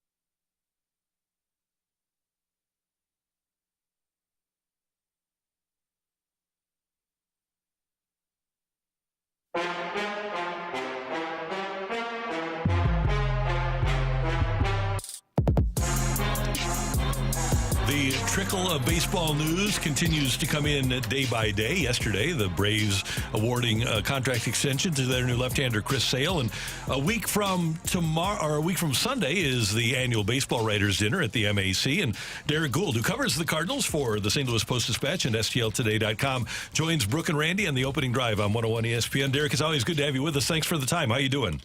You bet. Good, guys. Happy New Year. Thanks for having me. We're glad to. And we had a meeting the other day, and it'll be a fun baseball writers' dinner as we celebrate, certainly not least, the 2004 National League champions. And I was telling people the other day, it's amazing to me that team, which is the best Cardinal team I've ever seen, was 20 years ago. Yeah, that was the first team I covered. So here we go, 20 years, I guess. Yeah, it was quite a ride, that group. I mean, you think back to that summer. It was the summer that Yadier Molina debuted. It was the August that they added Larry Walker, who is now a Hall of Famer, has his plaque up there in Cooperstown and everything. It was the best year of Scott Rowland's career. Now, he's a Hall of Famer with a plaque up there in Cooperstown. I mean, that group, when you think about just its Cooperstown accolades in a few years, it's when Albert Pujols is there, Molina's there, Tony's already there. I mean, you just start adding them up, and what a remarkable team. I think that 2-year span, Randy, the 04, 05, just that group, that team, it's got to stand up there with the 40s team, and maybe even above it as the best team in Cardinals history. Yeah, half of your starting 8 in the Hall of Fame right? And then you could have made an argument, a real solid argument, I thought, for Jim Edmonds too, and the other guys. Yeah. I mean, you didn't have chopped liver with whether it was Edgar Renteria at short, who was a great player. You had Reggie Sanders in left, who had his probably best years with the Cardinals, and then the pitching staff was amazing. And we'll get an opportunity to hear from people like Jason Markey and Steve Klein and Ray King. How can people get tickets for the writers' dinner? They go to STL BBWAA.com. Or I'm sorry, I said that wrong. Sorry. St. Louis spelled out. ST Louis BBWAA. Sorry. .com, and or you can Google St. Louis Baseball Writers Chapter, or go to if your preference is to go to the site formerly known as Twitter. It's at St. Louis ST Louis BBWAA, and all the information is there. It's at the MAC. There are tickets available. There are a few tickets available for the VIP event, which is a Q&A session with the Cardinals' young rising stars and Jordan Walker, Mason Wynn, obviously two close friends. They're going to have a conversation, part of the VIP ticket there, but only a few seats are remaining for that. Then, of course, there's the dinner, which, as you said, will celebrate the 04 team, but culminates with the honors and celebration of Adam Wainwright's career, and then the presentation of our highest honor to Tony La Russa, the Hall of Famer, who we already mentioned. Wow. I mean, that is something that you have to go to, because that is just a treat to see everybody in the room together. But, Derrick, I wanted to ask you about the big news that everybody was talking about yesterday, and we were discussing it too, is Tommy Edman recovering from an off-season wrist surgery. What is your concern level about that and his recovery going into the season? It's an interesting thing. Yeah, I mean, he had talked about toward the end of the season, that kind of rigidity, I guess, is a way to describe it, just kind of limits in his wrist. The idea is to free it up, somewhat similar to what Dylan Carlson had with his ankle, in the sense that it was surgery to then improve, range of motion. I know that John Denton with MLB.com reported yesterday the details of Edman's surgery. It's one that had been asked about. In fact, a few different surgeries have been asked about, and as a group, we had been told nothing had been done. So that's the bigger concern from my perspective, is if you ask directly about something and they say it didn't happen and then it did happen, that's a larger concern, just from a reporter's perspective. But as far as like his recovery and what it means, I think, always with the wrist, you're always concerned, right? Anything, like when you talk about a hitter, the wrist and feet, right? So you know that the base and the the wrist. Those are the areas where you kind of go, okay, well, when does the grip strength come back? When does the strength of the base come back? These are the two elements.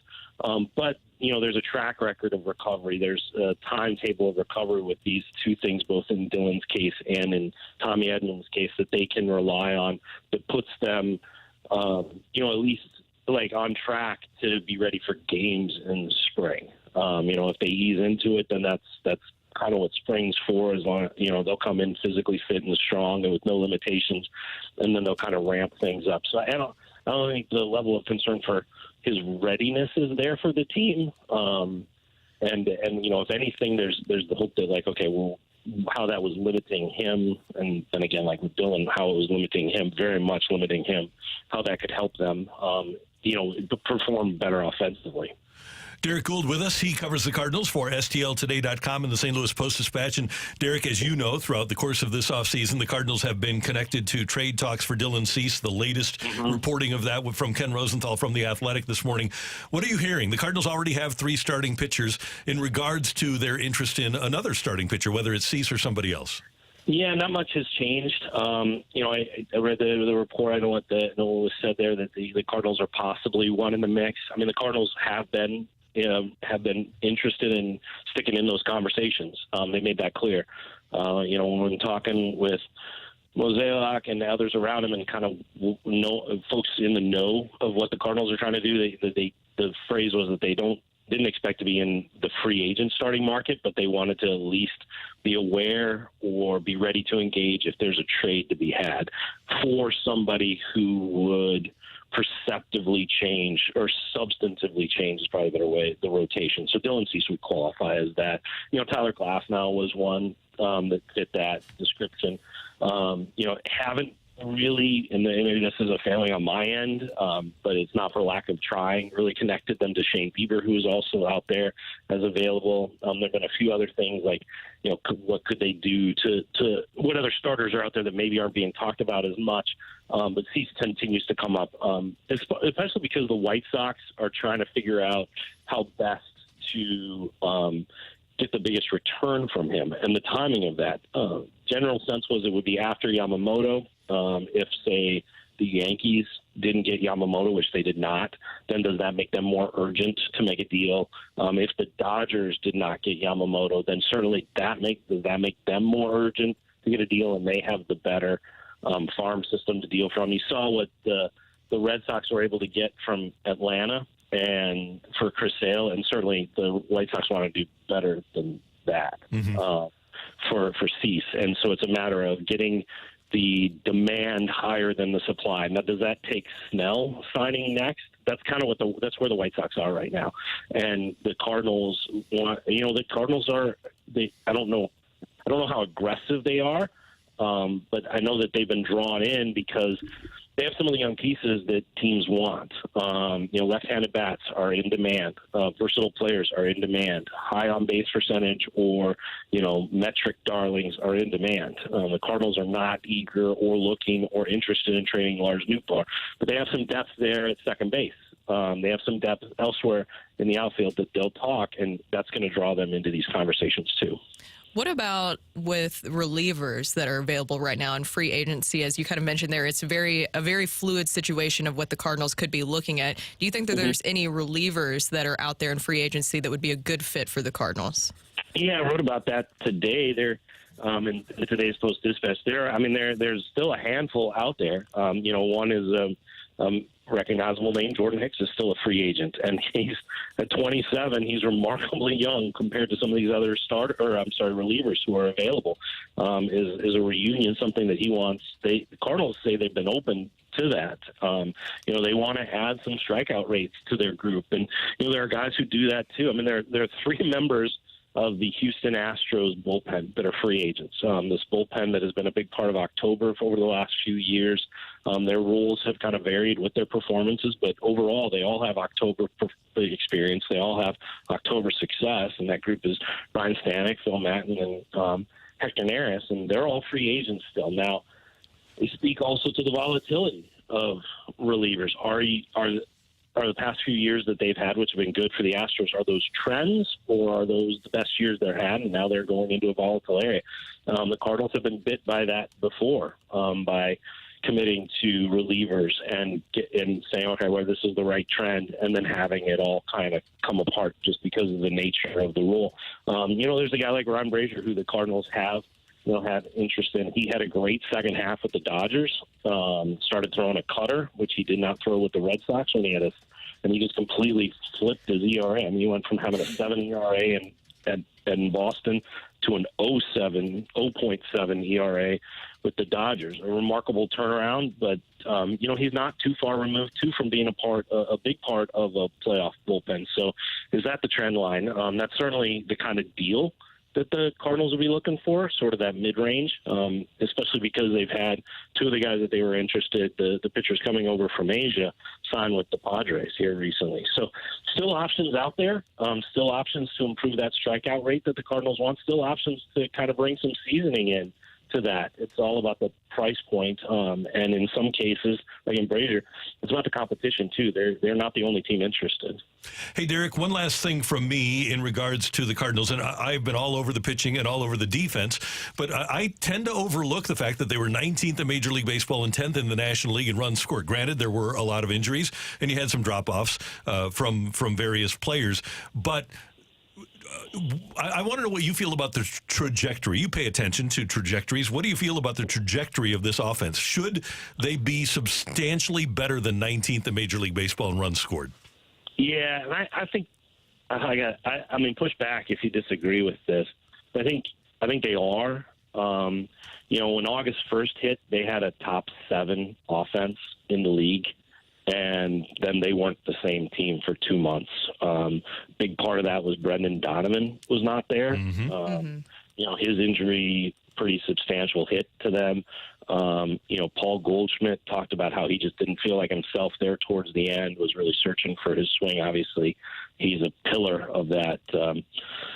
Of the lineup. Nolan Arenado spent most of the year really struggling, and so without the support around him, that probably was more magnified. But, the team that they are, the team that they want to be, the team that they have coming back is that team that they were before August 1st. And they spent 2/3 plus of last season as a top 10, maybe even sometimes top 6 lineup.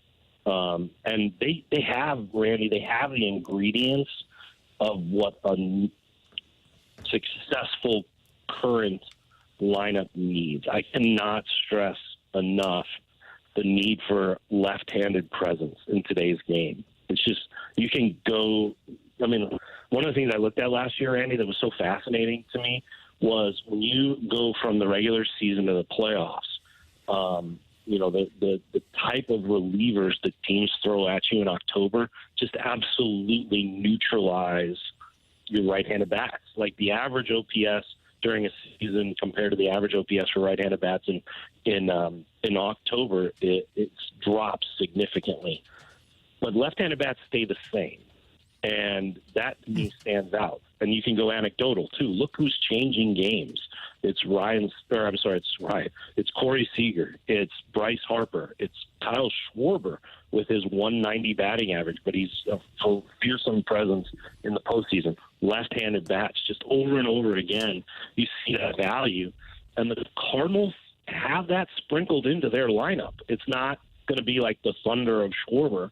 It's more going to be the OBP of Donovan and the OPS of Newbar and the slug of Gorman, but they got it. And that's going to be so valuable to them if they can keep those 3 guys healthy and in the lineup and consistently performing.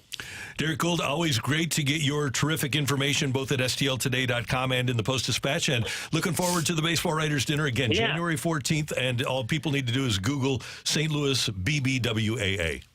Yeah, thank you, Randy, for being a part of it, for helping us organize it, and it's all for a good cause. We use it to fund scholarships for young students interested in journalism, and, of course, it helps us pay for the Rick Hummel internship, which has been just such a signature and really a unique thing. It's unlike anything any baseball writer chapter does in the country, and that's all made possible by the dinner. It's really important. Thank you, sir. Have a great weekend. Yeah, you bet, guys. Have a great weekend. See you. Take care. You. Derrick Goold, our friend from the Post-Dispatch and stltoday.com. That was a lot of very interesting information, even going back to the beginning of what he was saying about Tommy Edman, because I was kind of confused about the timeline of when we were all finding this out, right? Because from what I could gather just based off social media yesterday is John didn't had it in his story, but then also some people had noticed that Tommy Edman had something on his wrist in some recent photos, and that's what really sparked this conversation going on.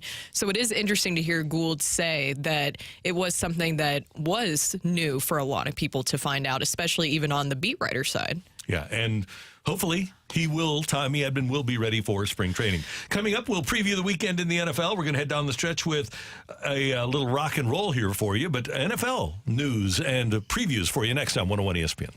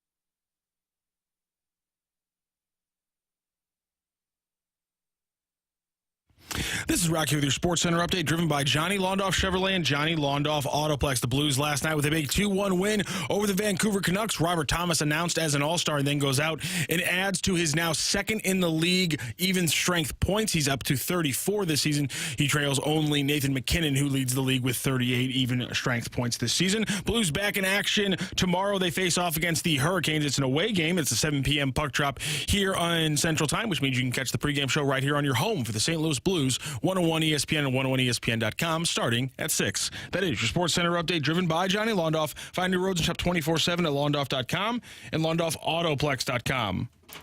Are you kidding me?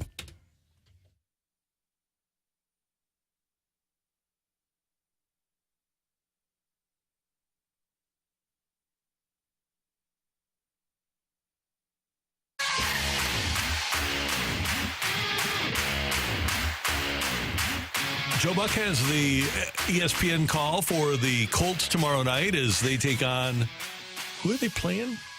I don't know. Does anybody pay attention to the Colts? No, I'm just kidding. I do have a... You talking about like Titan Scouts at this point or what? No! If Indianapolis wins tomorrow, Indianapolis would clinch a playoff berth if they can win and...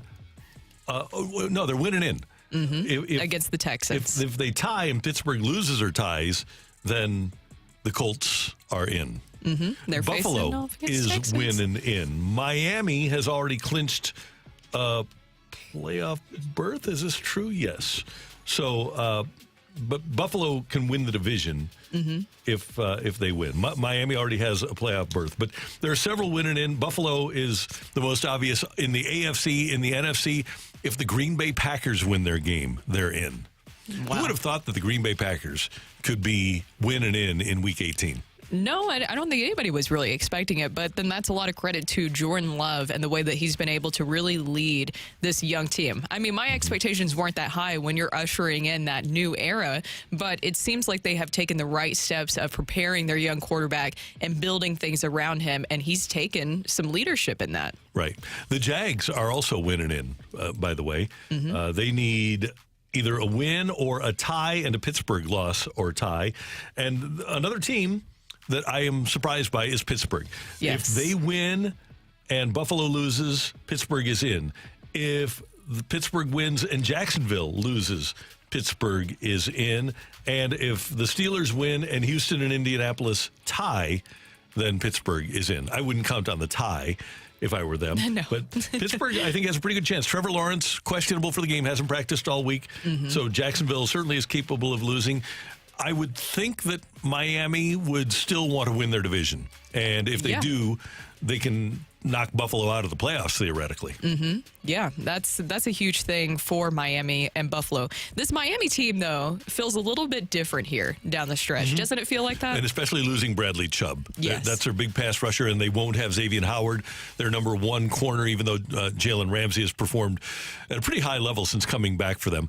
The Dolphins still have their offense, but their defense has taken some major hits over the course of the last couple of weeks, especially last week in that loss to Baltimore with the losses of Chubb and Howard. And if Miami loses to Buffalo, then they'll have to face the Chiefs.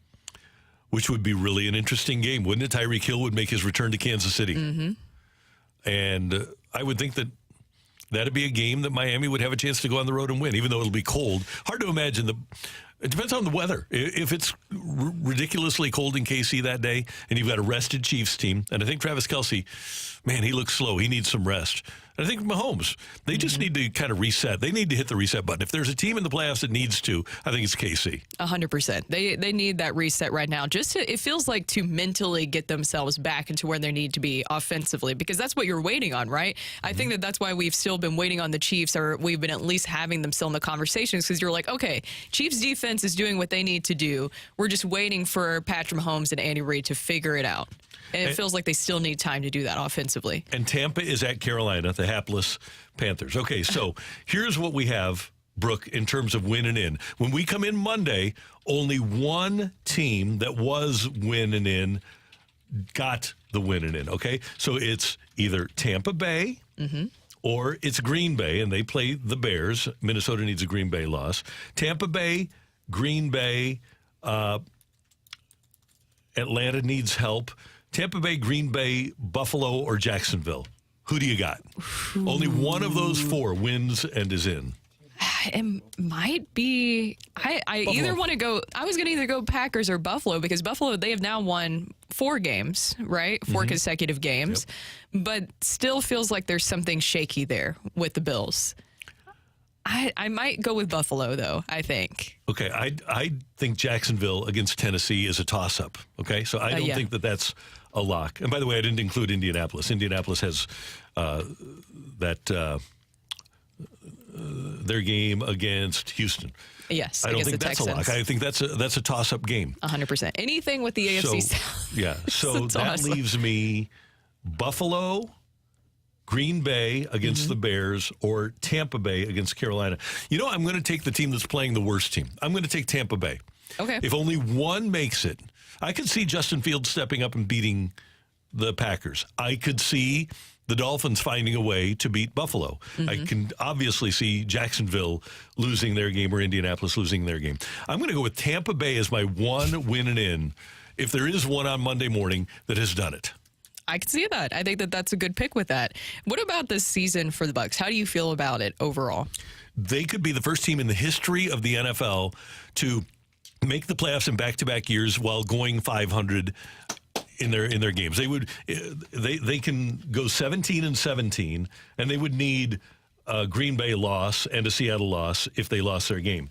But if they do, they could go 17-17 over the course of 2 years and make the playoffs both years. I don't think that that's very good. I think 500 is pretty average. Actually, I think it's ultimately average. It's very middling, especially for what you're looking at or expecting. But, I mean, how much stake do you put into the story of Baker Mayfield being able to somewhat at least start his campaign, or I guess you could say his reincarnation in some ways? Yeah, but he's got a rib injury, too. He might not be able to go, so that'd be bad. But I still think the Panthers are so bad that I think Tampa will be able to win the game. I'm kind of rooting for the Packers, though, to be the win and in. I am, too. That's an exciting young team, and that should be a good game as well. Being the operative word here. Since the NFL went to a 16-game schedule in 1978, if the Packers win and make the playoffs, they'll be the youngest team since the advent of the 16-game schedule in 1978 to make the playoffs. Wow. Jordan Love does not have a target that has more than 2 years of experience. That's incredible. It's amazing. That is. And they're going to get rid of David Bakhtiari, and so they'll get even younger. Coming up next, we're going to head down the stretch with Rocc and Roll here on 101 ESPN.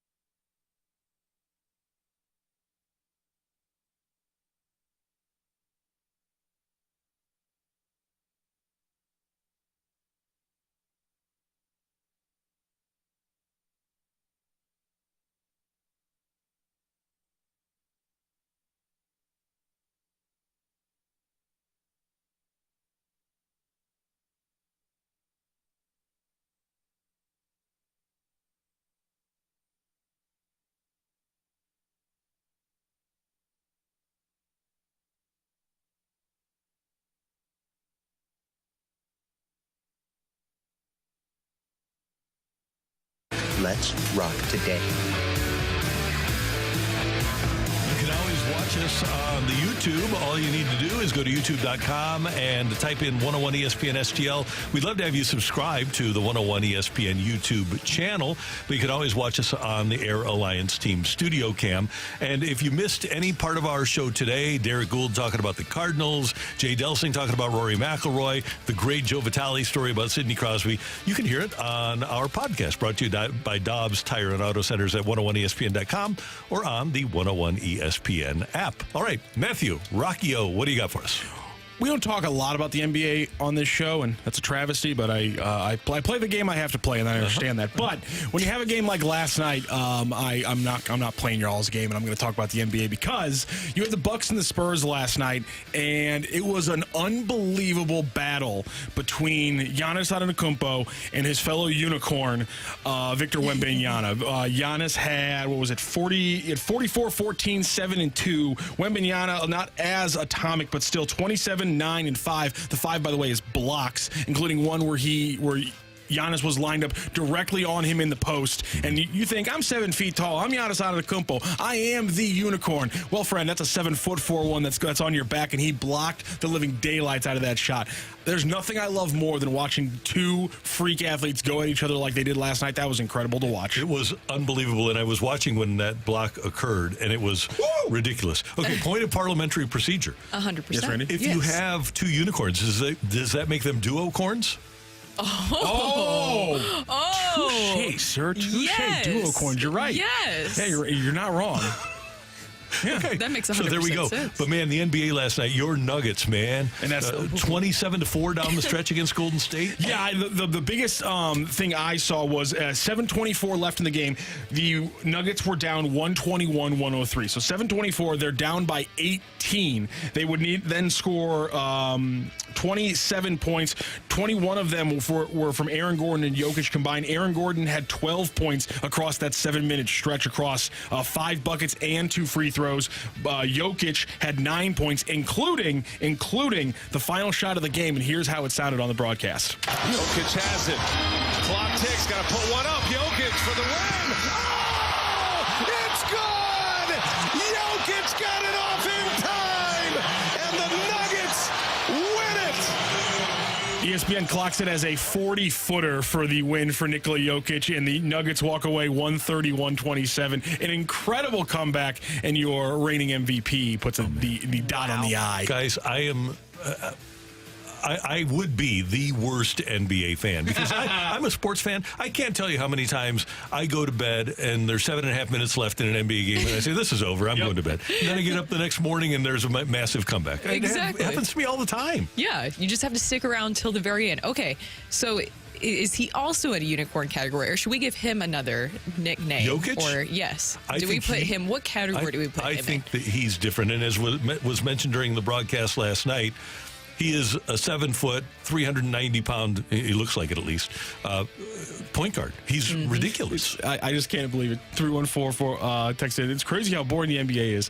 Oh, man. I mean, not usually do people send texts to us that I could directly translate into I'm ignorant, but every once in a while we get a couple, and that's it. We're literally talking about how you had giants on this, giants who walk this earth, rumbling arenas for 2 different games last night. I mean, literally, it's you and the ancient Greeks who get a chance to watch giants walk this earth and do wild stuff, and you're complaining about it. You're not taking advantage of watching it. Turn on the TV, my friends. Get involved. Just watch a game. And these are the best athletes in the world. These are 7-footers, 7-foot ballet dancers. It's unbelievable how graceful they are and what athletic ability they have. Yeah. Even with Wemby, with his size, for him to be able to do that, it's very interesting to watch. When you sent that photo of when you were able to see, or was that you or is that Carrie that got to see him? Carrie got to see him. When CD showed us that photo, it's insane looking, just the way that his body and the way that he's able to move. He shouldn't be able to do that at his size. And compared to what it used to be, it's so boring. Yeah, back when Wilt and Russell and Nate Thurman were going at each other, just a bad time in the NBA. Or in the 90s when Patrick Ewing and Hakeem Olajuwon and Tim Duncan and Shaquille O'Neal. I've really never had fun watching 7-footers just break my brain with how athletic they are. Somebody said Jokic is a Serbian horse. He rides a lot of Serbian horses. You That's might his get off-season training, right? confused there. He's actually a Serbian god. There you go. Little different. All right. That'll do it for our little show today. We appreciate you. Our little show. Our little show, yeah. Great job by our producer and audio and video engineer, the one, the only Matthew Rocc. Pleasure. Brooke, was this fun? Yes. And How about that? You're an all-star. How about that? Get your game on. Go play. Hey, now. You're an all-star. Rock star. Oh, yeah. Yeah. We need to go to some karaoke and work on this, guys. I think so. But Robert Thomas loved it. He said he couldn't tell the difference between us and Smash Mouth, and he which is totally cool. meant that. Yeah, no doubt he totally about it. meant that. Yeah. He wasn't joking. Hey, we thank you for tuning in, texting in, and being a part of the show for all of us until Monday morning at 7. Have a great weekend, St. Louis.